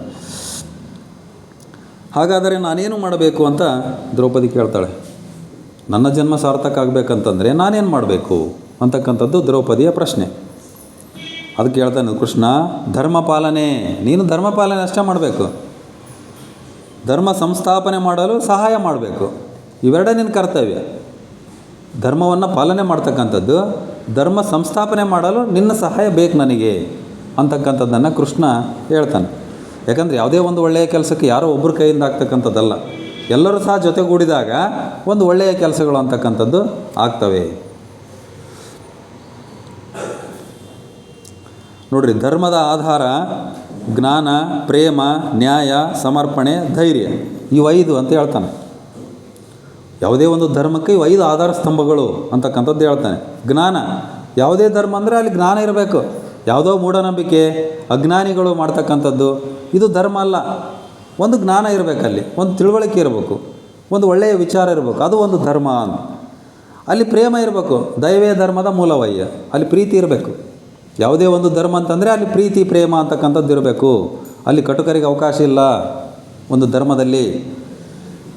ನ್ಯಾಯ ಇರಬೇಕು, ಒಂದು ಯಾವುದೇ ಧರ್ಮ ಅಂತಂದರೆ ಅದು ನ್ಯಾಯ ಅನ್ಯಾಯ ಕರೆಕ್ಟ್ ಹೇಳಬೇಕು. ನಮಗೊಂದು ನ್ಯಾಯ ಬೇರೆಯವ್ರಿಗೊಂದು ನ್ಯಾಯ ಅಂತಕ್ಕಂಥದ್ದಲ್ಲ. ಇಡೀ ಪ್ರಪಂಚಕ್ಕೆ ಕಾಮನ್ನಾಗಿ ಏನಿರ್ತದಲ್ಲ, ಇದು ಅನ್ಯಾಯ ಅಂದರೆ ಅನ್ಯಾಯನೇ ಅದು ಎಲ್ಲರಿಗೂ, ಅಂಥ ಒಂದು ನ್ಯಾಯ ಧರ್ಮದಲ್ಲಿರಬೇಕು. ಸಮರ್ಪಣೆ ಇರಬೇಕು, ಯಾರು ಧರ್ಮವನ್ನು ಪಾಲನೆ ಮಾಡ್ತಾರೋ ಅವರು ತಮ್ಮನ್ನು ತಾವು ಸಮರ್ಪಣೆ ಮಾಡ್ಕೋಬೇಕು, ತಮ್ಮ ಜೀವನವನ್ನೇ ಧರ್ಮಕ್ಕಾಗಿ ಸಮರ್ಪಣೆ ಮಾಡ್ಕೋಬೇಕು. ಈಗ ದ್ರೌಪದಿ ಧರ್ಮಕ್ಕಾಗಿ ತನ್ನ ಜೀವನವನ್ನು ಸಮರ್ಪಣೆ ಮಾಡ್ಕೊಳ್ತಾಳೆ ಕೊನೆಯವರೆಗೂ ಸಹ. ಇದೇ ಧರ್ಮ ಸಂಸ್ಥಾಪನೆಗಾಗಿ ಆಕಿ ತನ್ನ ಮಕ್ಕಳನ್ನೆಲ್ಲ ಕಳ್ಕೊಳ್ತಾಳೆ, ತನ್ನ ಉಪಪಾಂಡವರು 5 ಜನ ಮಕ್ಕಳನ್ನು ಕಳ್ಕೊಳ್ತಾಳೆ, ಅನೇಕ ಕಷ್ಟ ನಷ್ಟಗಳನ್ನು ಅನುಭವಿಸ್ತಾಳೆ. ಯಾಕೆ? ಧರ್ಮ ಸಂಸ್ಥಾಪನೆಗಾಗಿ. ಕೃಷ್ಣ ಹೇಳಿರ್ತಾನೆ, ಧರ್ಮ ಸಂಸ್ಥಾಪನೆ ಮಾಡೋಕ್ಕೆ ನೀನು ನನಗೆ ಸಹಾಯ ಮಾಡಬೇಕು ಅಂತಕ್ಕಂಥದ್ದು. ಆ ಮಕ್ಕಳು ಹೋದಾಗ ಆಕೆಗೆ ನೋವಾಗ್ತದೆ, ಅಳ್ತಾಳೆ, ಎಲ್ಲ ಮಾಡ್ತಾಳೆ. ಆದರೂ ಮತ್ತೆ ಧೈರ್ಯ ತೊಗೊತಾಳೆ. ಹೌದು, ನನ್ನಿಂದ ಒಂದು ಸಂಸ್ಥಾಪನಾ ಕಾರ್ಯ ಆಗಬೇಕಾಗಿದೆ ಮುಂದೆ, ಹಂಗಾಗಿ ನಾನು ಈ ಜೀವನವನ್ನು ಸಮರ್ಪಣೆ ಮಾಡಬೇಕು ಅಂತಕ್ಕಂಥದ್ದು. ಹಂಗೆ ಸಮರ್ಪಣೆ ಅಂತಕ್ಕಂಥದ್ದು ಧರ್ಮದ ಒಂದು ಆಧಾರ, ಅದು ಕೂಡ. ಅದೇ ರೀತಿ ಧೈರ್ಯ, ಯಾವುದೇ ಧರ್ಮ ಅಂತಂದರೆ ಧೈರ್ಯ ಇರಬೇಕಲ್ಲಿ. ಅಧೈರ್ಯಗಳಿಗೆ ಯಾವುದೇ ಧರ್ಮ ಜಾಗ ಕೊಡಲ್ಲ ಅಂತಕ್ಕಂಥದ್ದು. ಇದು ಧರ್ಮವಾಗೈತಪ್ಪ, ಅದು ಬೇರೆಯವ್ರಿಗೆ ನೋವಾದ್ರೆ ಚಿಂತಿಲ್ಲ, ಇದು ಧರ್ಮಪ್ಪ, ಇದನ್ನು ನಾನು ಕರೆಕ್ಟಾಗಿ ಇದು ಸತ್ಯ ಅಂತಂದ್ರೆ ಅದನ್ನ ಸತ್ಯ ಅಂತ ಹೇಳಬೇಕು. ಯಾರಿಗೋ ಇನ್ನೊಬ್ರಿಗೆ ನೋವಾಕದಂತ ನಾವು ಸುಳ್ಳು ಹೇಳೋಂಗಿಲ್ಲ. ಯಾರಿಗೋ ಇನ್ನೊಬ್ರಿಗೆ ನೋವಾಕದಂತ ಆ ಧರ್ಮ ಆಚರಣೆ ಮಾಡೋದು ಬಿಡೋಂಗಿಲ್ಲ ನಾವು. ಧರ್ಮ ಅಂತಂದರೆ ಅದನ್ನು ಮಾಡಲೇಬೇಕು ಅಂಥ ಒಂದು ಧೈರ್ಯ ಇರಬೇಕು. ಇದು ಒಂದು ಧರ್ಮದ ಆಧಾರ ಸ್ತಂಭಗಳು ಅಂತ ಎಂದು ಕೃಷ್ಣ ದ್ರೌಪದಿಗೆ ವಿವರಣೆ ಮಾಡ್ತಾನೆ, ಹೇಳ್ತಾನೆ. ನೀನು ಆರ್ಯಾವರ್ತದ ಭವಿಷ್ಯ ನಿರ್ಮಿಸುವೆ, ದ್ರೌಪದಿಗೆ ಹೇಳ್ತಾನೆ ನೋಡ್ರಿ. ನೀನು ಆರ್ಯಾವರ್ತ ಅಂದರೆ ಬಹುತೇಕ ಉತ್ತರ ಭಾರತ ಅಂತ ಹೇಳಿದ್ದು ನಾನು. ಆರ್ಯಾವರ್ತದ ಭವಿಷ್ಯನೇ ನಿನ್ನ ಕೈಲಿದೆ, ನೀನು ಮನಸ್ಸು ಮಾಡಿದರೆ ಆರ್ಯಾವರ್ತದ ಭವಿಷ್ಯ ಅಂತಕ್ಕಂಥದ್ದು ಸುಂದರವಾಗಿ ಆಗ್ತದೆ. ಈ ಒಂದು ಕೆಲಸಕ್ಕೆ ನೀನು ನನಗೆ ಸಹಾಯ ಮಾಡಬೇಕು ಅಂತಕ್ಕಂಥ ಭಾಷೆಯನ್ನು ಶ್ರೀಕೃಷ್ಣ ದ್ರೌಪದಿಗೆ ಮೊದಲೇ ತೊಗೊತಾನೆ. ಅವಾಗ ದ್ರೌಪದಿ ಕೇಳ್ತಾಳೆ ನೋಡ್ರಿ, ನೀವು ಯಾರು? ಹಾಗಾದರೆ ನೀವು ಯಾರು? ಯಾಕೆ ಗೊತ್ತಿಲ್ಲ ಆಕೆ, ಈ ಭಗವಂತ ಇವನು ಕೃಷ್ಣ ಅಂತಕ್ಕಂಥದ್ದು ಗೊತ್ತಿಲ್ಲ. ನೀವು ಯಾರು ಅಂತಕ್ಕಂಥದ್ದನ್ನು ಕೇಳ್ತಾಳೆ. ಅದು ಕೇಳ್ತಾನೆ ನೋಡ್ರಿ ಅವನು, ನಾನು ಗೋವು ಕಾಯುವವನು, ಗೋಪಾಲ. ನೋಡ್ರಿ, ಕೃಷ್ಣನ ಹೆಸರು ಗೋಪಾಲ, ಗೋವಿಂದ ಅಂತ ಹೇಳ್ತಾನೆ. ದ್ರೌಪದಿಯ ಒಂದು ಧಾರಾವಾಹಿಯಲ್ಲಿ ಪೂರ್ತಿ ಅವನನ್ನು ಗೋವಿಂದ ಅಂತಲೇ ಹೆಸರು ಕರೆಯೋದು. ಕೊನೆಯವರೆಗೂ ನಾನು ನೋಡಿದ್ದೀನಲ್ಲ, ಅವನ್ನ ಕೃಷ್ಣ ಅಂತ ಎಲ್ಲಿ ಕರೆಯಲ್ಲ ಆಕೆ, ಗೋವಿಂದ ಅಂತಲೇ ಕರಿತಾಳೆ ಆಕೆ ದ್ರೌಪದಿ. ನಾನು ಗೋವನ್ನು ಕಾಯ್ತಕ್ಕಂಥವನು, ಗೋಪಾಲ, ಗೋವಿಂದ ನನ್ನ ಹೆಸರು ಅಂತಕ್ಕಂಥದ್ದನ್ನು ಕೃಷ್ಣ ಹೇಳ್ತಾನೆ. ಗದೆ ಶಾಂತಗೊಳಿಸಿದ್ದು ನಾನೇ. ಅವಾಗ ನಿನ್ನ ಹತ್ರ ಗದೆ ಬಂತಲ್ಲ, ನೀನು ಅಡ್ಡ ಬಂದಲ್ಲ, ಆ ಗದೆಯನ್ನು ಶಾಂತಗೊಳಿಸಿದ್ದು ನಾನೇ ಅಂತಕ್ಕಂಥದ್ದನ್ನು ಹೇಳ್ತಾನೆ. ಯಾಕಂತಂದರೆ ದ್ರೌಪದಿಗೆ ಆ ಒಂದು ಶಕ್ತಿ ಇಲ್ಲ. ಆ ದ್ರೌಪದಿ ಅಡ್ಡ ಬರಲಿ ಅನ್ನೋ ಉದ್ದೇಶಕ್ಕೆ ಆ ಗದೆ ಹೋಗಿತ್ತಲ್ಲಿ. ಆಕೆ ಯಾವಾಗ ಅಡ್ಡ ಬಂದಲ ಆಟೋಮೆಟಿಕಲಿ ಆ ಗದೆಯನ್ನು ಶಾಂತಗೊಳಿಸಿದ್ದು ನಾನೇ ಅಂತಕ್ಕಂಥದ್ದನ್ನು ಶ್ರೀಕೃಷ್ಣ ಹೇಳ್ತಾನೆ. ಅದಕ್ಕೆ ಆಶ್ಚರ್ಯ ಆಗ್ತದೆ ಈಕೆಗೆ, ದ್ರೌಪದಿಗೆ. ಸ್ವಯಂ ನೀವೇ? ಯಾಕಂದ್ರೆ ಅಂಥ ಶಕ್ತಿ ಒಂದು ಕೃಷ್ಣನಲ್ಲಿ, ಗೋವಿಂದನಲ್ಲಿ ಐತಲ್ಲ ಅಂತಕ್ಕಂಥದ್ದು ಆಕೆಗೆ ಏನೂ ಗೊತ್ತಿಲ್ಲ. ಇವನ ಒಂದು ಶಕ್ತಿ ಸಾಮರ್ಥ್ಯ ಗೊತ್ತಿಲ್ಲ ಆಕೆಗೆ.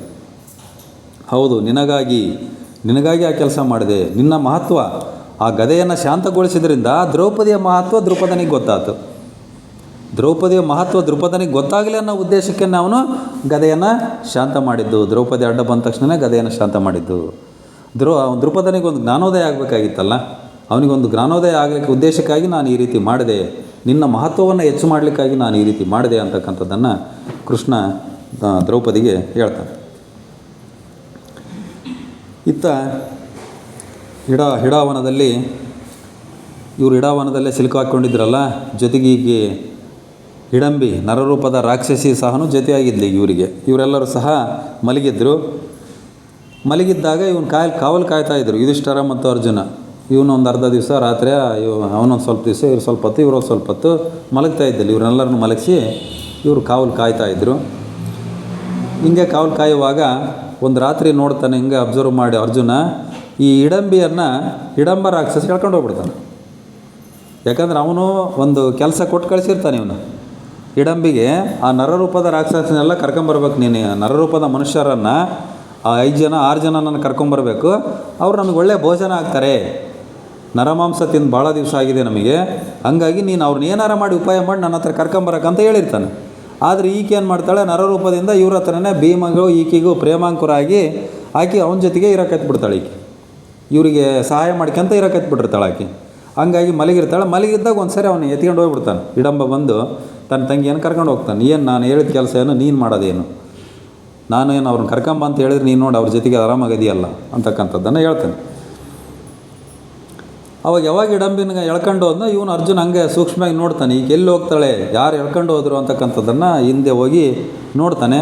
ನೋಡಿದಾಗ ಎಲ್ಲ ವಿಚಾರ ಗೊತ್ತಾಗ್ತದೆ. ಅವನು ಹಿಡಂಬ ರಾಕ್ಷಸ, ಆ ಒಂದು ಹಿಡಂಬ ರಾಕ್ಷಸನ ತಂಗಿನೇ ಈಗ ಹಿಡಂಬಿ ನರರೂಪದಲ್ಲಿ ಬಂದಿದ್ದಾಳೆ ಅಂತಕ್ಕಂಥದ್ದು ಎಲ್ಲ ವಿಚಾರ ಗೊತ್ತಾಗ್ತದೆ ಅವನಿಗೆ. ಹಿಡಂಬನನ್ನು ಗುರುತಿಸಿದ ಅವನು, ಇವನು ಹಿಡಂಬ ರಾಕ್ಷಸ ಅಂತಕ್ಕಂಥದ್ದನ್ನು ಗುರುತಿಡ್ದ.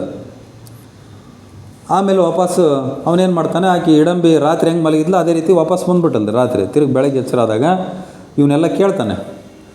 ಈ ರೀತಿ ಕೇಳಿದಾಗ ಆಕೆಲ್ಲ ಒಪ್ಪಿಕೊಂತಾಳೆ, ಇಲ್ಲ ಹೌದು ನಾನು ರಾಕ್ಷಸಿನೇ, ಈಗ ನರರೂಪದಿಂದ ನಿಮ್ಮ ಹತ್ರ ಇದ್ದೀನಿ, ಆದರೆ ನಾನೇನು ನಿಮಗೇನು ಮಾಡಲ್ಲ, ದಯಮಾಡಿ ನಿಮಗೆ ದಾರಿ ತೋರಿಸ್ತೀನಿ. ಯಾಕಂದರೆ ಇಲ್ಲಿ ಬಂದವರಿಗೆ ಯಾರಿಗೂ ವಾಪಸ್ ಹೋಗಿ ದಾರಿ ಗೊತ್ತಾಗಲ್ಲ. ನಾನು ದಾರಿ ತೋರಿಸ್ತೀನಿ, ನೀವು ಹೊರಗಡೆ ಹೋಗಿಬಿಡ್ರಿ, ದಯಮಾಡಿ ಹೊರಗೆ ಹೋಗಿಬಿಡ್ರಿ. ನೀವು ಇಲ್ಲೇ ಇದ್ದರೆ ನನ್ನ ಅಣ್ಣ ನಿಮ್ಮನ್ನು ಯಾರನ್ನೂ ಬಿಡಲ್ಲ, ಎಲ್ಲರನ್ನ ತಿಂದು ಹಾಕಿಬಿಡ್ತಾನೆ ಅಂತಂದು ಹೇಳ್ತಾಳಾಕಿ.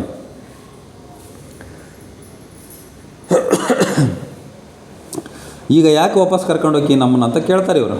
ಇಲ್ಲ, ನಿಮ್ಮನ್ನು ಯಾರನ್ನೂ ಸಾಯಿಸ್ತಕ್ಕಂಥ ಇಚ್ಛೆ ನನಗಿಲ್ಲ, ನಮ್ಮಣ್ಣ ನೀವಿಲ್ಲೇ ಇದ್ದರೆ ನಮ್ಮಣ್ಣ ನಿಮ್ಮನ್ನು ತಿಂದುಬಿಡ್ತಾನೆ, ಹಂಗಾಗಿ ನಾನು ನಿಮ್ಮನ್ನೆಲ್ಲರನ್ನೂ ವಾಪಸ್ ಕರ್ಕೊಂಡು ಹೋಗ್ತೀನಿ. ನನಗೆ ದಾರಿ ಗೊತ್ತೈತೆ, ಹೊರಗೆ ಹೋಗ್ತಕ್ಕಂಥ ದಾರಿ ಗೊತ್ತೈತೆ, ನಿಮ್ಮನ್ನು ಹೊರಗೆ ಕಳಿಸಿ ಬರ್ತೀನಿ ಬರ್ರಿ ಅಂತಕ್ಕಂಥದ್ದನ್ನು ಹೇಳ್ತಾಳಾಕಿ. ನಿಜ ಹೇಳ್ತಾಳಾಕಿ. ಆದರೆ ಇವರು ಒಪ್ಪಲ್ಲ ಪಾಂಡವರು. ಇಲ್ಲ, ನೀನೇ ನಮಗೆ ದಾರಿ ತೋರಿಸ್ಬಿಡ್ತೀವಿ ಸರಿ, ಆದರೆ ಮುಂದೆ ಯಾರಾದರೂ ಸಿಕ್ಕಾಕ್ಕೊಂಡ್ರೆ ಈ ಸಮಸ್ಯೆಯನ್ನು ಶಾಶ್ವತವಾಗಿ ನಾವು ಸಮಸ್ಯೆಯನ್ನು ನಿವಾರಣೆ ಮಾಡಬೇಕಾಗಿದೆ. ಈಗ ನಾವು ತಪ್ಪಿಸೋಣದು ನಾವು ದೊಡ್ಡದಲ್ಲ, ನಮಗೆ ಶಕ್ತಿ ಇದೆ, ಸಾಮರ್ಥ್ಯ ಇದೆ, ಹಿಡಂಬ ರಾಕ್ಷಸನನ್ನು ನಾವು ಸಾಯಿಸ್ತೀವಿ. ಆದರೆ ಇವು ನಿಂಗೆ ಬಿಟ್ಬಿಟ್ರೆ ನಾವೊಂದೇ ಹೊರಗೆ ಹೋಗಿಬಿಟ್ರೆ ಮುಂದೆ ಯಾರೇ ಬರಲಿ ಸಹ ಇವು ರಾಕ್ಷಸರಿಗೆ ಆಹಾರ ಆಗ್ತಾರೆ. ಹಂಗಾಗಿ ಈ ವನವನ್ನು ಹಿಡಂಬನಿಂದ ಮುಕ್ತಗೊಳಿಸ್ಬೇಕು ನಾವು ಅಂತಕ್ಕಂಥ ಒಂದು ತೀರ್ಮಾನವನ್ನು ಇವರು ಭೀಮ, ಅರ್ಜುನ, ಯುಧಿಷ್ಠರ ಇವರೆಲ್ಲ ತಗೊಳ್ತಾರೆ. ಆ ಹಿಡಂಬ ರಾಕ್ಷಸನನ್ನು ಒಂದು ಕೊಂದುಬಿಟ್ರೆ ಅಲ್ಲಿಗೆ ಈ ವನ ಅಂತಕ್ಕಂಥದ್ದು ಹಿಡಂಬ ರಾಕ್ಷಸನಿಂದ ಮುಕ್ತ ಆಗ್ತದೆ. ಅವಾಗ ಯಾರಾದರೂ ಬಂದರೂ ಸಹ ವಾಪಸ್ ಹೋಗೋಕೆ ಅನುಕೂಲ ಆಗ್ತದೆ ಅಂತಕ್ಕಂಥ ಒಂದು ನಿರ್ಧಾರವನ್ನು ಮಾಡ್ತಾರೆ ಅವರು. ತಾವೊಂದೇ ಹೊರಗೆ ಹೋಗೋದಾಗಿದ್ದರೆ ಆಕೆ ಹೊರಗೆ ದಾರಿ ತೋರಿಸ್ತಿಂದಲೂ ಹೊರಗೆ ಬಂದುಬಿಡ್ಬೋದಾಗಿತ್ತು. ಇತ್ತ ದ್ರೌಪದಿ ಕೃಷ್ಣನನ್ನು ಅದ್ಧೂರಿಯಾಗಿ ಸ್ವಾಗತಿಸಿದ ದೃಪದ. ಆ ಒಂದು ಶೋಭಾಯಾತ್ರೆ ಮೆರವಣಿಗೆ ಅಂತ ಏನು ಹೇಳಿದ್ವಲ್ಲ, ಆ ಮೆರವಣಿಗೆ ಮುಖಾಂತರನ ದ್ರೌಪದಿಯನ್ನು, ಕೃಷ್ಣನನ್ನು, ದ್ರೋಣನನ್ನು ಬಹಳ ಅದ್ಧೂರಿಯಾಗಿ ಸಾರೋಟಿನಲ್ಲಿ ಮೆರವಣಿಗೆ ಮಾಡ್ಕೊಳ್ತಾ ಒಂದು ಕಾಂಪಿಲ್ಯ ನಗರಕ್ಕೆ ಕರ್ಕೊಂಡು ಒಂದು ಒಳ್ಳೆಯ ಗೌರವದಿಂದ ಮರ್ಯಾದೆಯಿಂದ ಕರ್ಕೊಂಡು ಬರ್ತಾನೆ, ಸ್ವಾಗತಿಸ್ತಾನೆ. ಯಾರು? ದೃಪದ. ಆನಂತರ ಕ್ಷಮೆಯನ್ನು ಕೇಳ್ತಾನೆ ಎಲ್ಲರ ಹತ್ರನೂ, ದ್ರೋಣಾಚಾರ್ಯರ ಹತ್ರ, ಕೃಷ್ಣನ ಹತ್ರ, ದ್ರೌಪದಿ ಹತ್ರ, ಮಗಳ ಹತ್ರ ಸಹ ಅವನು ಕ್ಷಮೆಯನ್ನು ಕೇಳ್ತಾನೆ. ನಮ್ಮ ತಪ್ಪು ಏನಾದರೂ ಆಗಿದ್ದರೆ ನಮಗಿಂತ ಚಿಕ್ಕವರಾಗಿರಲಿ ಕ್ಷಮೆ ಕೇಳಲೇಬೇಕು ನಾವು. ಕ್ಷಮೆಗಿಂತ ಒಂದು ಪಶ್ಚಾತ್ತಾಪಕ್ಕಿಂತ ಒಂದು ಶಿಕ್ಷೆ ಇನ್ನೊಂದಿಲ್ಲ ಅಂತಕ್ಕಂಥದ್ದನ್ನು ಹೇಳ್ತಾರೆ. ಅವ್ರು ಸಣ್ಣರೇ ಆಗಿರಲಿ, ನಾವೇನಾದ್ರು ತಪ್ಪು ಮಾಡಿವಿ ಅಂದರೆ ನಾವು ಕ್ಷಮೆ ಕೇಳಿದರೆ ಮಾತ್ರ ನಾವು ಅದಕ್ಕೆ ಆ ಒಂದು ಶಿಕ್ಷೆಯಿಂದ ಬಿಡುಗಡೆ ಆಗ್ತೀವಿ ಅಂತಕ್ಕಂಥದ್ದು. ನೀನು ನನ್ನ ಸೌಭಾಗ್ಯ, ನನ್ನ ಅಪರಾಧ ಕ್ಷಮಿಸು ಅಂತ ಹೇಳ್ತಾನೆ ಮಗಳಿಗೆ. ಮೊದಲೆಲ್ಲ ಏನೇನೋ ಹೇಳಿ ಕೇಳ್ಕೊಂಬಿಟ್ಟದ್ದ, ಆಕೆ ಕೆಟ್ಟದ್ದಾಗಲಿ ಅಂತ ಕೇಳ್ಕೊಂಡು ಆಕಿನ ಜನನ ಆಯಿತು. ಆದರೆ ಈಗೇನು ಹೇಳ್ತಾನೆ, ನೀನು ನನ್ನ ಸೌಭಾಗ್ಯ, ಈಗ ನನಗೆ ಜ್ಞಾನೋದಯ ಆಗಿದೆ, ನನ್ನ ತಪ್ಪನ್ನು ನನ್ನ ಅಪರಾಧ ಮಾಡಿಬಿಟ್ಟಿನಿ ನಾನು. ಅಪರಾಧ ಅಂತಂದರೆ ದೊಡ್ಡ ತಪ್ಪು, ಅಪರಾಧ ಅಂದರೆ ದೊಡ್ಡ ತಪ್ಪು, ತಪ್ಪು ಅಂದರೆ ಸಣ್ಣದು, ಅಪರಾಧ ಅಂದರೆ ದೊಡ್ಡ ತಪ್ಪು. ನಾನು ದೊಡ್ಡ ತಪ್ಪು ಮಾಡಿಬಿಟ್ಟಿದ್ದೀನಿ, ಹಂಗಾಗಿ ನನ್ನನ್ನು ಕ್ಷಮಿಸು ಅಂತ ಮಗಳಿಗೆ ಕೇಳ್ಕೊಳ್ತಾನೆ. ಆ ಕೃಷ್ಣ ಹೇಳ್ತಾನೆ ನೋಡ್ರಿ, ದ್ರೌಪದಿಗೆ ಸ್ವಯಂವರ ಆಯೋಜಿಸಿ. ದ್ರೌಪದಿಗೆ ಆಕೆ ಇನ್ನೇನು ಮದುವೆ ವಯಸ್ಸಿಗೆ ಬಂದಿರೋದ್ರಿಂದ ಸ್ವಯಂವರ, ಯಾಕಂದರೆ ರಾಜಕನ್ಯೆ, ರಾಜಕುಮಾರಿ ಅಲ್ಲ ಆಕೆ, ರಾಜಕುಮಾರಿಗೆ ಸ್ವಯಂವರದಿಂದನೇ ವಿವಾಹ ಮಾಡ್ತಕ್ಕಂಥದ್ದು ಒಂದು ಪದ್ಧತಿ. ಹಂಗಾಗಿ ಸ್ವಯಂವರವನ್ನು ಆಯೋಜನೆ ಮಾಡಿರಿ, ಅದ್ಧೂರಿಯಾಗಿ ಅವಳ ವಿವಾಹವನ್ನು ಮಾಡಿಕೊಡ್ಬೇಕಾಗಿದೆ ಅಂತಕ್ಕಂಥದ್ದನ್ನು ಕೃಷ್ಣ ಸಲಹೆಯನ್ನು ಕೊಡ್ತಾನೆ. ಆ ಒಂದು ಆಕೆಗೆ ಸ್ವಯಂವರದಿಂದ ವಿವಾಹ ಆಗಲಿ, ಆವಾಗ ಒಂದು ಹೊಸ ಯುಗನೇ ಪ್ರಾರಂಭ ಆಗ್ತದೆ ಅಂತಕ್ಕಂಥದ್ದು ಕೃಷ್ಣ ಹೇಳ್ತಾನೆ.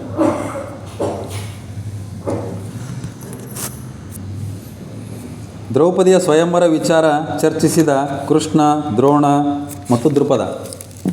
ಯಾವ ರೀತಿ ಇರಬೇಕು ಸ್ವಯಂವರ, ಹೆಂಗಿರ್ಬೇಕು ಸ್ವಯಂವರ? ಯಾಕಂದರೆ ಸ್ವಯಂವರ ಅಂತಂದರೆ ಬೇರೆ ಬೇರೆ ರೀತಿಯಿಂದ ಆಯೋಜನೆ ಮಾಡ್ತಾಯಿದ್ರು. ಸ್ವಯಂವರ ಅಂತಂದರೆ ಒಟ್ಟು ಆ ಒಂದು ರಾಜಕುಮಾರಿ ತನಗೆ ಬೇಕಾಗಿರ್ತಕ್ಕಂಥ ರಾಜಕುಮಾರರನ್ನು ಆ ಒಂದು ಸಭೆಯಲ್ಲಿ ಹೂವಿನಾರಾಗ್ತಕ್ಕಂಥದ್ದು, ಅದಕ್ಕೆ ಕೆಲವೊಂದು ಪರೀಕ್ಷೆಗಳನ್ನು ಮಾಡ್ತಾಯಿದ್ರು. ಯಾವ ರೀತಿ ಪರೀಕ್ಷೆ ಮಾಡಿ ರಾಜಕುಮಾರನನ್ನು, ನನ್ನ ಮಗಳಿಗೆ ಸೂಕ್ತವಾಗಿರ್ತಕ್ಕಂಥ ವರನನ್ನು ಹೆಂಗೆ ನಾವು ಆಯ್ಕೆ ಮಾಡ್ಕೋಬೇಕು ಅಂತಕ್ಕಂಥದ್ದನ್ನು ಚರ್ಚೆ ಮಾಡಿದರು. ದ್ರೋಣಾಚಾರ್ಯರು, ಕೃಷ್ಣ, ದೃಪದ ಕೂತ್ಕೊಂಡು ಯಾವ ರೀತಿ ಸ್ವಯಂವರ ಮಾಡೋಣ, ಅದಕ್ಕೆ ಏನು ಒಂದು ಪರೀಕ್ಷೆಯನ್ನು ಇಡೋಣ ಅಂತಕ್ಕಂಥದ್ದನ್ನು ಚರ್ಚೆ ಮಾಡಿದರು ಎಲ್ಲರೂ. ದ್ರೋಣರು ಹೇಳ್ತಾರೆ ನೋಡ್ರಿ, ಪಾಂಡವರು ಬದುಕಿದ್ದಾರೆ ಅಂತ ಹೇಳ್ತಾರೆ ದ್ರೋಣರು. ದ್ರೋಣಾಚಾರ್ಯರಿಗೆ ಅದೊಂದು ಅಷ್ಟು ಕಾನ್ಫಿಡೆನ್ಸ್, ಆತ್ಮವಿಶ್ವಾಸ, ನನ್ನ ಶಿಷ್ಯರು ಸಾಯಕ್ಕೆ ಸಾಧ್ಯನೇ ಇಲ್ಲ, ಅವರಂಥ ಬಲಶಾಲಿಗಳು, ಅವ್ರು ಸಾಯೋಕ್ಕೆ ಸಾಧ್ಯನೇ ಇಲ್ಲ ಅಂತಕ್ಕಂಥದ್ದು ಅವರ ಒಂದು ಆತ್ಮವಿಶ್ವಾಸ. ಅವ್ರು ಬದುಕಿದ್ದಾರೆ, ಅವ್ರು ಎಲ್ಲಿದ್ದರೂ ಸಹ ಅದೇ ಒಟ್ಟು ಬದುಕಿದ್ದಾರೆ ಅಂತಕ್ಕಂಥದ್ದು ಅವ್ರಿಗೆ ಆತ್ಮವಿಶ್ವಾಸ ಇದೆ. ಆಮಂತ್ರಣ ಎಲ್ಲಿಗೆ ಕಳಿಸಲಿ ಅದಕ್ಕೆ ಹೇಳ್ತಾರೆ ನೋಡ್ರಿ ದೃಪದ, ಹೌದಪ್ಪ ಬದುಕ್ಯಾರ ಅಂತ ಹೇಳ್ತೀರಿ, ನಾವೆಲ್ಲಿ ಕಳ್ಸೋಕೆ ಆಮಂತ್ರಣ? ಈಗ ಸ್ವಯಂವರ ಹಾಕತ್ತಂತಂದರೆ ಈಗ ದೃಪದ ಏನು ಮಾಡ್ತಾನೆ, ಎಲ್ಲ ರಾಜ್ಯಗಳಿಗೆ ಆಮಂತ್ರಣವನ್ನು ಕಳಿಸ್ತಾನೆ, ತನಗೆ ಬೇಕಾದ ರಾಜರಿಗೆ ಮಾತ್ರ, ಎಲ್ಲರಿಗೆಲ್ಲ.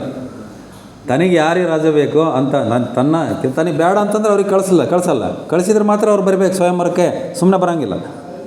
ತನಗೆ ಬೇಕಾದ ರಾಜರಿಗೆ ಮಾತ್ರ ಆಮಂತ್ರಣ ಕಳಿಸ್ಬೋದು ಅವನು. ಇವ್ರಿಗೆ ಪಾಂಡವರು ಬದುಕ್ಯಾರ ಅಂತ ಹೇಳ್ತೀರಿ, ಎಲ್ಲಿ ಕಳಿಸಲ್ಲ ನಾನು ಅವ್ರ ಆಮಂತ್ರಣ, ಎಲ್ಲಿ ಅದಾರ ಅಂತ ಕೇಳಿಲ್ಲ ಅವ್ರನ್ನ.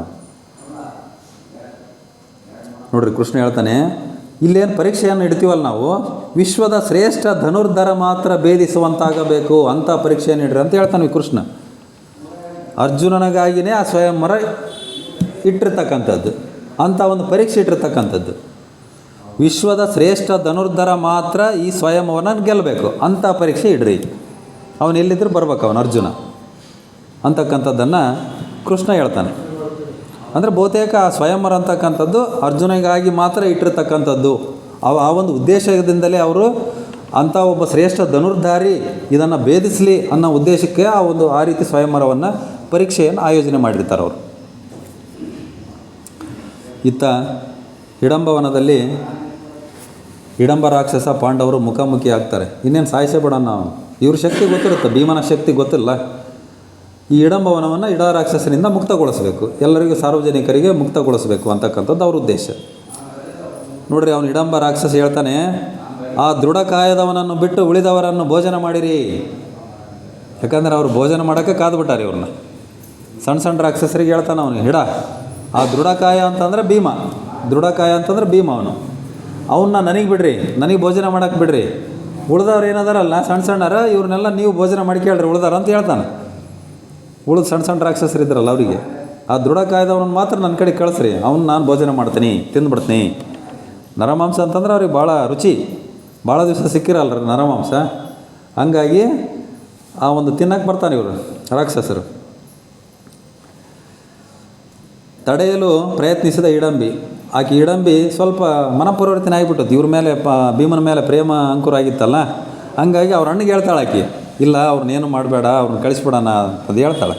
ಆದರೆ ಅವನೆಲ್ಲ ಬಿಡಲ್ಲ ಅವನಿಗೆಲ್ಲ ನರಮಾಂಸದ ರುಚಿ ಬೇಕಾಗಿದೆ ಅವನಿಗೆ, ಯಾವುದೇ ರೀತಿಯೂ ಅವ್ನು ಬಿಡಲ್ಲ. ಆಕೆ ಮಾತು ಕೇಳಲಿಲ್ಲ ಅವನು, ರಾಕ್ಷಸ ಹಿಡಂಬ ಭೀಮ ಯುದ್ಧ ಮಾಡ್ತಾರೆ. ಮಲ್ಲ ಯುದ್ಧ ಅಂತ ಏನು ಹೇಳ್ತೀವಲ್ಲ, ಇಬ್ಬರೇ ಮಾಡ್ತಕ್ಕಂಥ ಯುದ್ಧ, ಮಲ್ಲ ಯುದ್ಧ ಅಂತಕ್ಕಂಥ.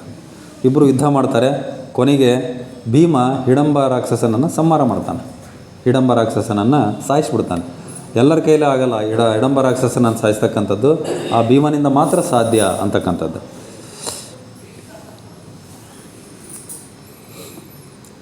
ಇತ್ತ ಕಾಂಪಿಲ್ಯದಲ್ಲಿ ದ್ರೌಪದಿಗೆ ಪಾಂಡವರ ಬಗ್ಗೆ ತಿಳಿಸಿದ ಕೃಷ್ಣ, ಇವನು ಪೂರ್ವ ಪೀಠಿಕೆಯಾಗಿ ಸ್ವಲ್ಪ ವಿಚಾರಗಳನ್ನು ದ್ರೌಪದಿಗೆ ಹೇಳ್ತಾ ಇರ್ತಾನೆ ಕೃಷ್ಣ. ಅಲ್ಲೇ ಕಾಂಪಿಲ್ಯದಲ್ಲೇ ಅವನು ವಾಸವಾಗಿ ಈಗ ಅಲ್ಲೇ ಇರ್ತಾನಲ್ಲ. ಪಾಂಡವರು ಎಂತಹ ವೀರರು, ಶೂರರು, ಅವ್ರು 5 ಜನ ಇದ್ದಾರೆ. ಆ ಅರ್ಜುನನ ಶೌರ್ಯ, ವಿಶ್ವದ ಶ್ರೇಷ್ಠ ಧನುರ್ಧಾರಿ, ಈ ರೀತಿ ಎಲ್ಲ ಅವನು ಒಂಥರ ಪಾಂಡವ್ರ ಬಗ್ಗೆ ಬಿಲ್ಡಪ್ ಕೊಡ್ತಾನಂತೀವಲ್ಲ, ಹಾಗೆ ಅವನು ಸಹ ಪಾಂಡವ್ರ ಬಗ್ಗೆ ಒಂದು ಇರ್ತಕ್ಕಂಥ ವಿಚಾರವನ್ನು ಹೇಳ್ತಾ ಇರ್ತಾನೆ. ಅವನು ಭಾಳ ಶೂರರು, ವೀರದರು ಅಂಥವರು, ಅರ್ಜುನಂಥವ್ರು ನಿನ್ನನ್ನು ವಿವಾಹ ಆಗಬೇಕು ಅಂತಕ್ಕಂಥದ್ದನ್ನು ಹೇಳಿದಾಗ ಆಕೆ ಎಲ್ಲೋ ಒಂದು ಮನದ ಮೂಲೆಯಲ್ಲಿ ಅರ್ಜುನನೇ ನನ್ನ ಗಂಡನಾಗಬೇಕು ಅಂತಕ್ಕಂಥ ಒಂದು ಆಸೆ ಚಿಗುರೊಡಿತತ್ತೆ ಆಕೆಯ ಒಂದು ಮನದ ಮೂಲೆಯಲ್ಲಿ. ಸಿಂಹಾಸನ ಪಾಂಡವರಿಗೆ ದೊರೆಯಬೇಕಾಗಿತ್ತು, ಆದರೆ ಅವರು ತಲೆಮರೆಸಿಕೊಂಡಿದ್ದಾರೆ ಅಂತ ಹೇಳ್ತಾನೆ. ಆ ಒಂದು ಹಸ್ತಿನಾಪುರದ ಸಿಂಹಾಸನ ಐತಲ್ಲ, ಈಗ ಖಾಲಿ ಇದೆ. ಧೃತರಾಷ್ಟ್ರಯ್ಯನ ಅಂಧ ರಾಜ ಇದ್ದಾನಲ್ಲ, ಅವನು ಕಾರ್ಯಕಾರಿ ರಾಜ ಇದ್ದಾನೆ. ಆ ಒಂದು ಹಸ್ತಿನಾಪುರದ ಸಿಂಹಾಸನ ಪಾಂಡವರಿಗೆ ದೊರೆಯಬೇಕು, ಅದು ನ್ಯಾಯಯುತವಾಗಿ, ಅದಕ್ಕೆ ಸಮರ್ಥರವರು. ಆದರೆ ಅವರು ಈಗ ತಲೆಮರೆಸಿಕೊಂಡಿದ್ದಾರೆ ಅಂತಕ್ಕಂಥದ್ದನ್ನು ಕೃಷ್ಣ ಹೇಳ್ತಾನೆ. ಅದಕ್ಕೆ ದ್ರೌಪದಿ ಹೇಳ್ತಾಳೆ, ಏಕೆ ಅವ್ರು ಯಾಕೆ ಅನ್ಯಾಯ ವಿರೋಧ ಮಾಡಲಿಲ್ಲ, ಅವ್ರು ಯಾಕೆ ತಲೆಮರೆಸ್ಕೊಳ್ಬೇಕು? ಅವರಷ್ಟು ಪರಾಕ್ರಮಿಗಳು, ವೀರರು, ಶೂರರು ಅಂದರೆ ಅವ್ರು ಯಾಕೆ ತಲೆಮರೆಸ್ಕೊಳ್ಬೇಕು? ಅವ್ರಿಗೆ ಅನ್ಯಾಯ ಆಗೈತಲ್ಲ, ಕೇಳಬೇಕಾಗಿತ್ತು, ಯಾಕೆ ಕೇಳಲಿಲ್ಲ ಅಂತಕ್ಕಂಥದ್ದನ್ನು ದ್ರೌಪದಿ ಕೃಷ್ಣನಿಗೆ ಹೇಳ್ತಾಳೆ. ಅದು ಕೃಷ್ಣ ಹೇಳ್ತಾನೆ, ನೋಡ್ರಿ, ನ್ಯಾಯ ಎಲ್ಲಿದೆ? ಅಲ್ಲಿ ಹಸ್ತಿನಾಪುರದಲ್ಲಿರ್ತಕ್ಕಂಥದ್ದೆಲ್ಲ ಅನ್ಯಾಯ, ಅಲ್ಲಿ ನ್ಯಾಯ ಅಂತಕ್ಕಂಥದ್ದೇ ಇಲ್ಲ. ಸಹನೆಯೇ ಧರ್ಮದ ಶಕ್ತಿ. ಇವರು ಪಾಂಡವರು ಸ್ವಲ್ಪ ಸಹನೆ, ತಾಳ್ಮೆಯನ್ನು ಪಡ್ಕೊಳ್ಬೇಕು. ಈಗ ಅವರು ಒಂದೇ ಸರಿ ಸಿಂಹಾಸನ ಬರಬೇಕಂದ್ರೆ ಬರಲ್ಲ, ಒಂದೇ ಸರಿ ನಮಗೆ ರಾಜನಾಗಬೇಕಂತಂದ್ರೆ ಆಗಲ್ಲ. ತಾಳ್ಮೆಯಿಂದ ಇರಬೇಕು, ಮುಂದೆ ಒಳ್ಳೆಯದಾಗುತ್ತೆ. ತಾಳುವಿಕೆಗಿಂತ ತಪವಿಲ್ಲ ಅಂತಕ್ಕಂಥದ್ದು. ಹಂಗಾಗಿ ಅವರು ತಾಳ್ಮೆಯಿಂದ ಕಾಯ್ತಾ ಇದ್ದಾರೆ. ಆ ಒಂದು ಒಳ್ಳೆಯ ಕ್ಷಣಗಳಿಗಾಗಿ ರಾಜನಾಗೋಕ್ಕೆ, ಹಸ್ತಿನಾಪುರದ ಸಿಂಹಾಸನದ ಮೇಲೆ ಇರೋದಕ್ಕೆ ಕಾಯ್ತಾ ಇದ್ದಾರೆ ಅಂತಕ್ಕಂಥದ್ದನ್ನು ಕೃಷ್ಣ ಹೇಳ್ತಾನೆ. ಧರ್ಮದಿಂದಲೇ ನ್ಯಾಯ, ಧರ್ಮ ಎಲ್ಲಿರ್ತತೋ ಅಲ್ಲಿ ನ್ಯಾಯ ಇದ್ದೇ ಇರ್ತತೆ. ಅವರು ಭಾಳ ಧರ್ಮಿಷ್ಠರು. ಈಗ ಹಸ್ತಿನಾಪುರದಲ್ಲಿರ್ತಕ್ಕಂಥವ್ರು ಭಾಳ ಅಧರ್ಮಿಗಳು. ಆದರೆ ಅವರಲ್ಲಿ ನ್ಯಾಯ ಅಂತಕ್ಕಂಥದ್ದಿಲ್ಲ. ಹಂಗಾಗಿ ಇವ್ರಿಗೆ ನ್ಯಾಯ ಸಿಗಲಿಲ್ಲ. ಸದ್ಯಕ್ಕೆ ತಲೆಮರೆಸ್ಕೊಂಡಿದ್ದಾರೆ. ಮುಂದೆ ಅವರು ಪ್ರಕಟ ಆಗ್ತಾರೆ. ಪ್ರಕಟ ಆದ ನಂತರ ಅವರಿಗೆ ಒಂದು ಸಿಂಹಾಸನ ಅಂತಕ್ಕಂಥದ್ದು ಸಿಕ್ಕೇ ಸಿಗುತ್ತೆ. ಅವರ ಒಂದು ಶಕ್ತಿ ಸಾಮರ್ಥ್ಯಕ್ಕೆ, ಒಂದು ಒಳ್ಳೆಯತನಕ್ಕೆ ಸಿಕ್ಕೇ ಸಿಗುತ್ತೆ ಅಂತಕ್ಕಂಥದ್ದನ್ನು ಕೃಷ್ಣ ಹೇಳ್ತಾನೆ. ಇತ್ತ ಹಿಡಾವನದಲ್ಲಿ ರಾಜನಾದ ಭೀಮ. ಆ ಹಿಡಾವನಕ್ಕಷ್ಟೇ ರಾಜ. ಅಲ್ಲಿ ಒಂದು ಸಂಪ್ರದಾಯ ಏನಿತ್ತಂತಂದರೆ, ಇಷ್ಟು ದಿವಸ ಅವನು ಹಿಡಾವನದಲ್ಲಿ ಹಿಡಂಬ ರಾಜ ಇದ್ದ, ರಾಕ್ಷಸ. ಆ ಒಂದು ರಾಕ್ಷಸರ ಸಂಪ್ರದಾಯ ಏನಂತಂದರೆ, ಹಿಡಂಬನನ್ನು ಯಾರು ಕೊಲ್ತಾರೋ ಅವನು ರಾಜ ಆಕಾನ ಮುಂದೆ. ಹಿಡಾವ ಅಂತಕ್ಕಂಥ ಆ ಒಂದು ವನದ ರಾಜ. ಇವನೇನು ಹಿಡಂಬನ ಸಾಯಿಸ್ಬಿಟ್ನಲ್ಲ, ಅವ್ರು ರಾಕ್ಷಸರೆಲ್ಲ ಸೇರಿ ಇವನು ಮೆರವಣಿಗೆ ಮಾಡಿಬಿಟ್ರು. ಇವನೇ ರಾಜ. ಈ ಭೂಗತ ಲೋಕದಲ್ಲಿ ನೋಡ್ತೀವಿ ನಾವು, ಯಾರಾದರೂ ಒಬ್ಬನ್ನ ಸಾಯಿಸ್ಬಿಟ್ರೆ ಮತ್ತು ಇನ್ನೊಬ್ಬನ ಅವನು ಹುಟ್ಟಿಗೆ ಅಂತಾನೆ, ಅವನು ಡಾನ್ ಅಂತೀವಿ. ಹಂಗೆ ಇವನು ಅಲ್ಲಿ ರಾಜನನ್ನಾಗಿ ಕುಣ್ಸಕತ್ಬಿಟ್ರ ಸಣ್ಣ ಸಣ್ಣ ರಾಕ್ಷಸರೆಲ್ಲ, ನೀನೇ ನಮ್ಮ ರಾಜ. ಯಾಕಂದ್ರೆ ಅವ್ನು ಸಾಯಿಸ್ಯಾನಂದ್ರೆ ಇವನು ಶಕ್ತಿ, ದೊಡ್ಡ ಶಕ್ತಿ ಅಂತ. ಅದಕ್ಕಿಂತನೂ ಹಿಡಂಬನ ಇವನು ಭೀಮ ಸಾಯಿಸ್ಯಾನಂದರೆ ಇವನು ಹಿಡಂಬಿಗಿಂತನೂ ದೊಡ್ಡವನು, ಆ ಶಕ್ತಿವನ. ಹಂಗಾಗಿ ಇವನೇ ರಾಜ.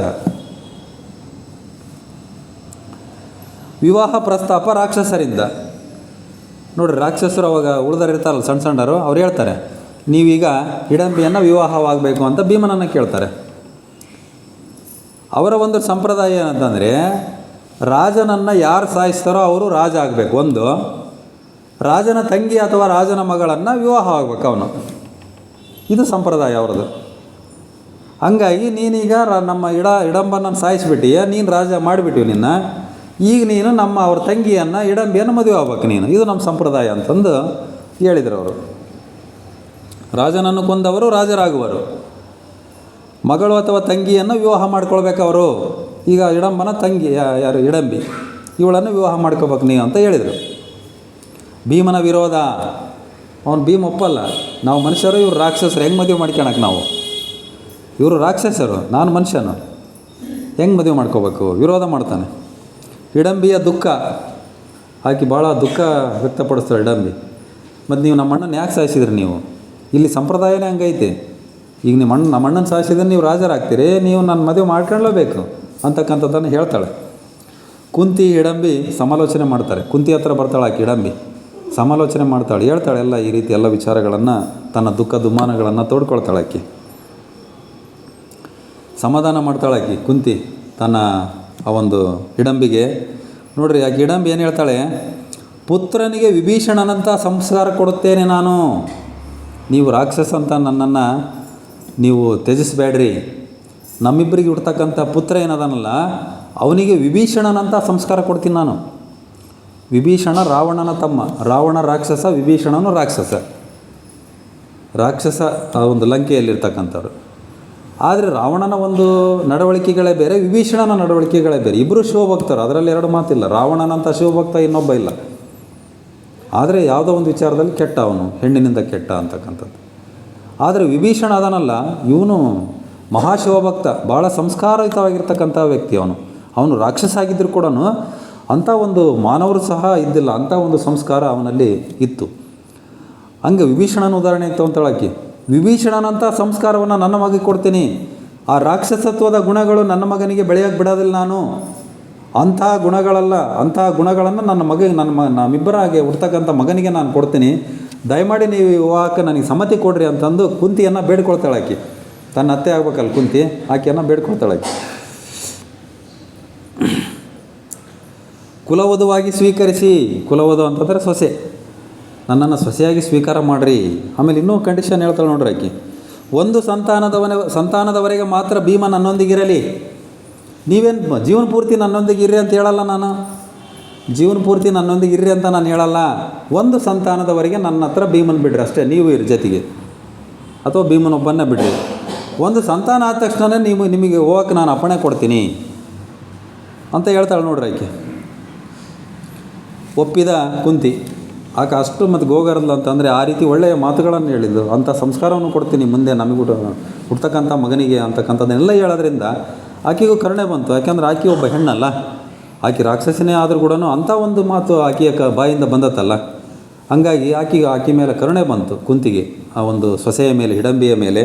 ಹಂಗಾಗಿ ಆಕೆ ಒಪ್ಪಿಬಿಟ್ಲು, ಆಯಿತು ಮದುವೆ ಮಾಡಿಬಿಡೋಣ, ಭೀಮನಿಗೂ ಮತ್ತು ಹಿಡಂಬಿಗೂ ಮದುವೆ ಮಾಡಿಬಿಡೋಣ ಅಂತಕ್ಕಂಥದ್ದು. ನೆರವೇರಿದ ಭೀಮ ಹಿಡಂಬಿ ವಿವಾಹ. ನರ ರಾಕ್ಷಸಿ, ನರನಿಗೂ ರಾಕ್ಷಸಿಗೂ ವಿವಾಹ ಆಗ್ತಕ್ಕಂಥದ್ದು. ನರ ರಾಕ್ಷಸಿ ವಿವಾಹ ಆಗಿಬಿಡ್ತು.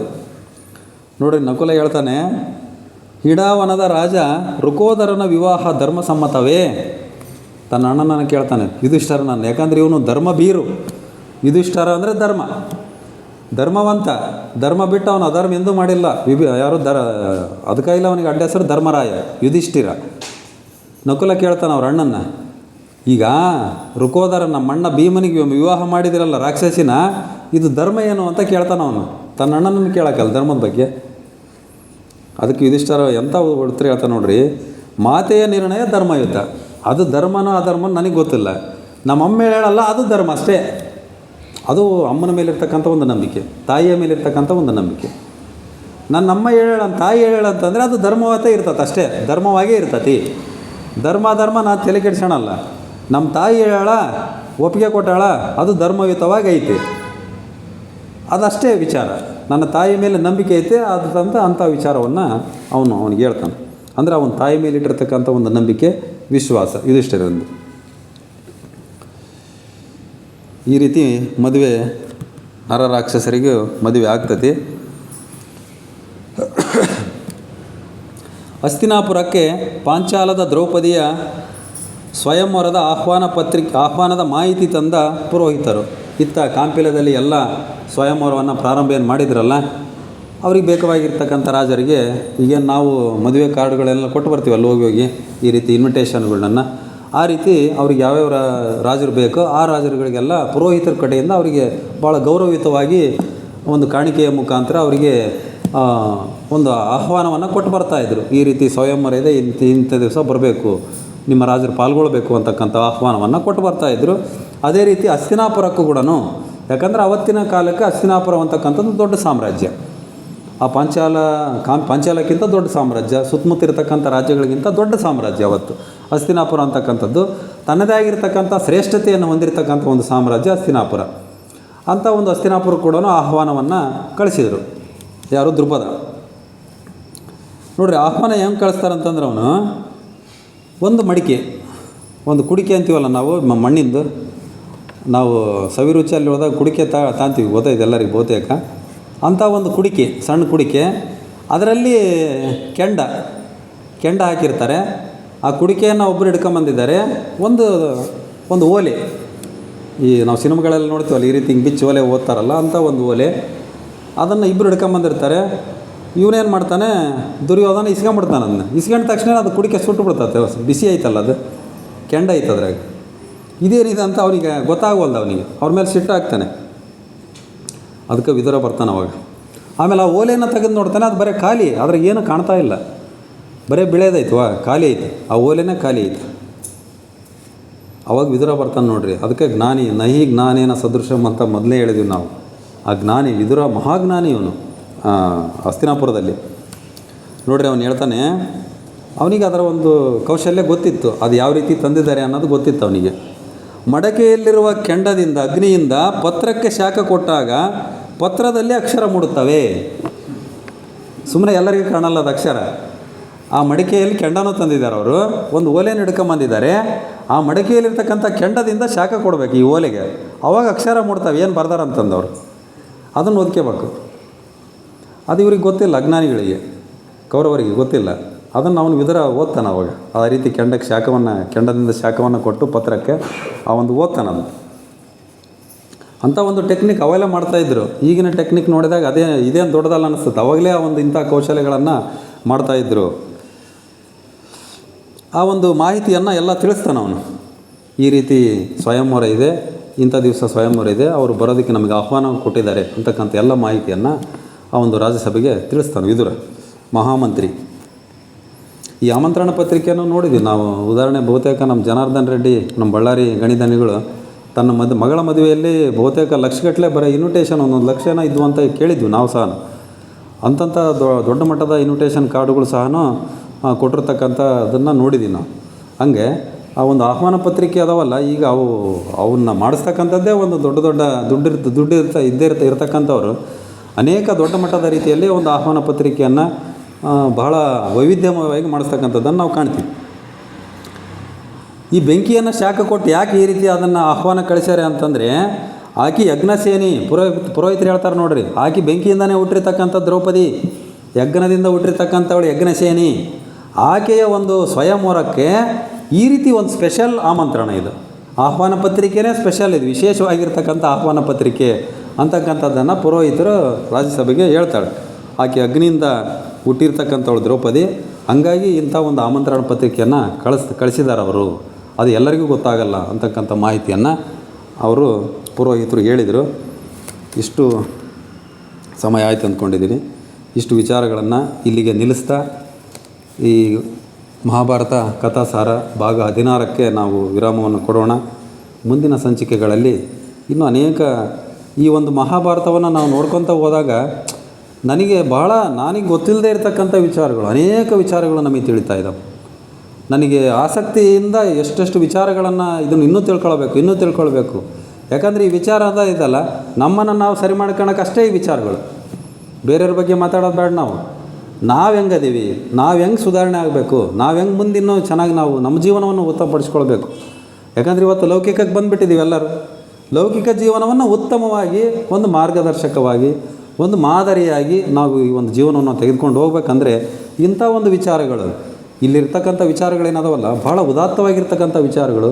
ಇಂಥ ವಿಚಾರಗಳನ್ನು ಆಗಾಗ ನಾವು ಮನನ ಮಾಡಬೇಕಾಗಿದೆ. ಮನನ ಮಾಡಿಕೊಂಡು ಎಷ್ಟು ಸಾಧ್ಯಕತ್ತ ಅಷ್ಟು ನಮ್ಮ ಜೀವನ ಅಳವಡಿಸ್ಕೊಂಡಿದ್ದಾದರೆ ನಮ್ಮೆಲ್ಲರ ಜೀವನ ಸಹ ಒಂದು ಉತ್ತಮವಾಗಿರ್ತಕ್ಕಂಥ ಲೌಕಿಕ ಜೀವನ ಸಾಧ್ಯ ಆಗ್ತದೆ ಅಂತಕ್ಕಂಥದ್ದನ್ನು ಹೇಳ್ತಾ, ಇಷ್ಟು ಹೊತ್ತು ತಾವೆಲ್ಲರೂ ಸಾವಧಾನವಾಗಿ ಈ ಒಂದು ವಿಚಾರಗಳನ್ನು ಕೇಳಿದಿರಿ. ತಮ್ಮೆಲ್ಲರಿಗೂ ಸಹ ತುಂಬ ಹೃದಯದ ಧನ್ಯವಾದಗಳನ್ನು ಹೇಳ್ತಾ, ಈ ಒಂದು ಕಾರ್ಯಕ್ರಮಕ್ಕೆ ಅವಕಾಶ ಮಾಡಿರ್ತಕ್ಕಂಥ ಎಲ್ಲ ತೆಸಪ್ಕಲ್ ಲಾಡ್ಜ್ನ ಸರ್ವ ಸದಸ್ಯರಿಗೂ ವಂದಿಸಿ ನನ್ನ ಈ ಒಂದು ವಿಚಾರಕ್ಕೆ ಇಲ್ಲಿಗೆ ವಿರಾಮವನ್ನು ಕೊಡ್ತೀನಿ. ಎಲ್ಲರಿಗೂ ತುಂಬ ಹೃದಯದ ನಮಸ್ಕಾರಗಳು.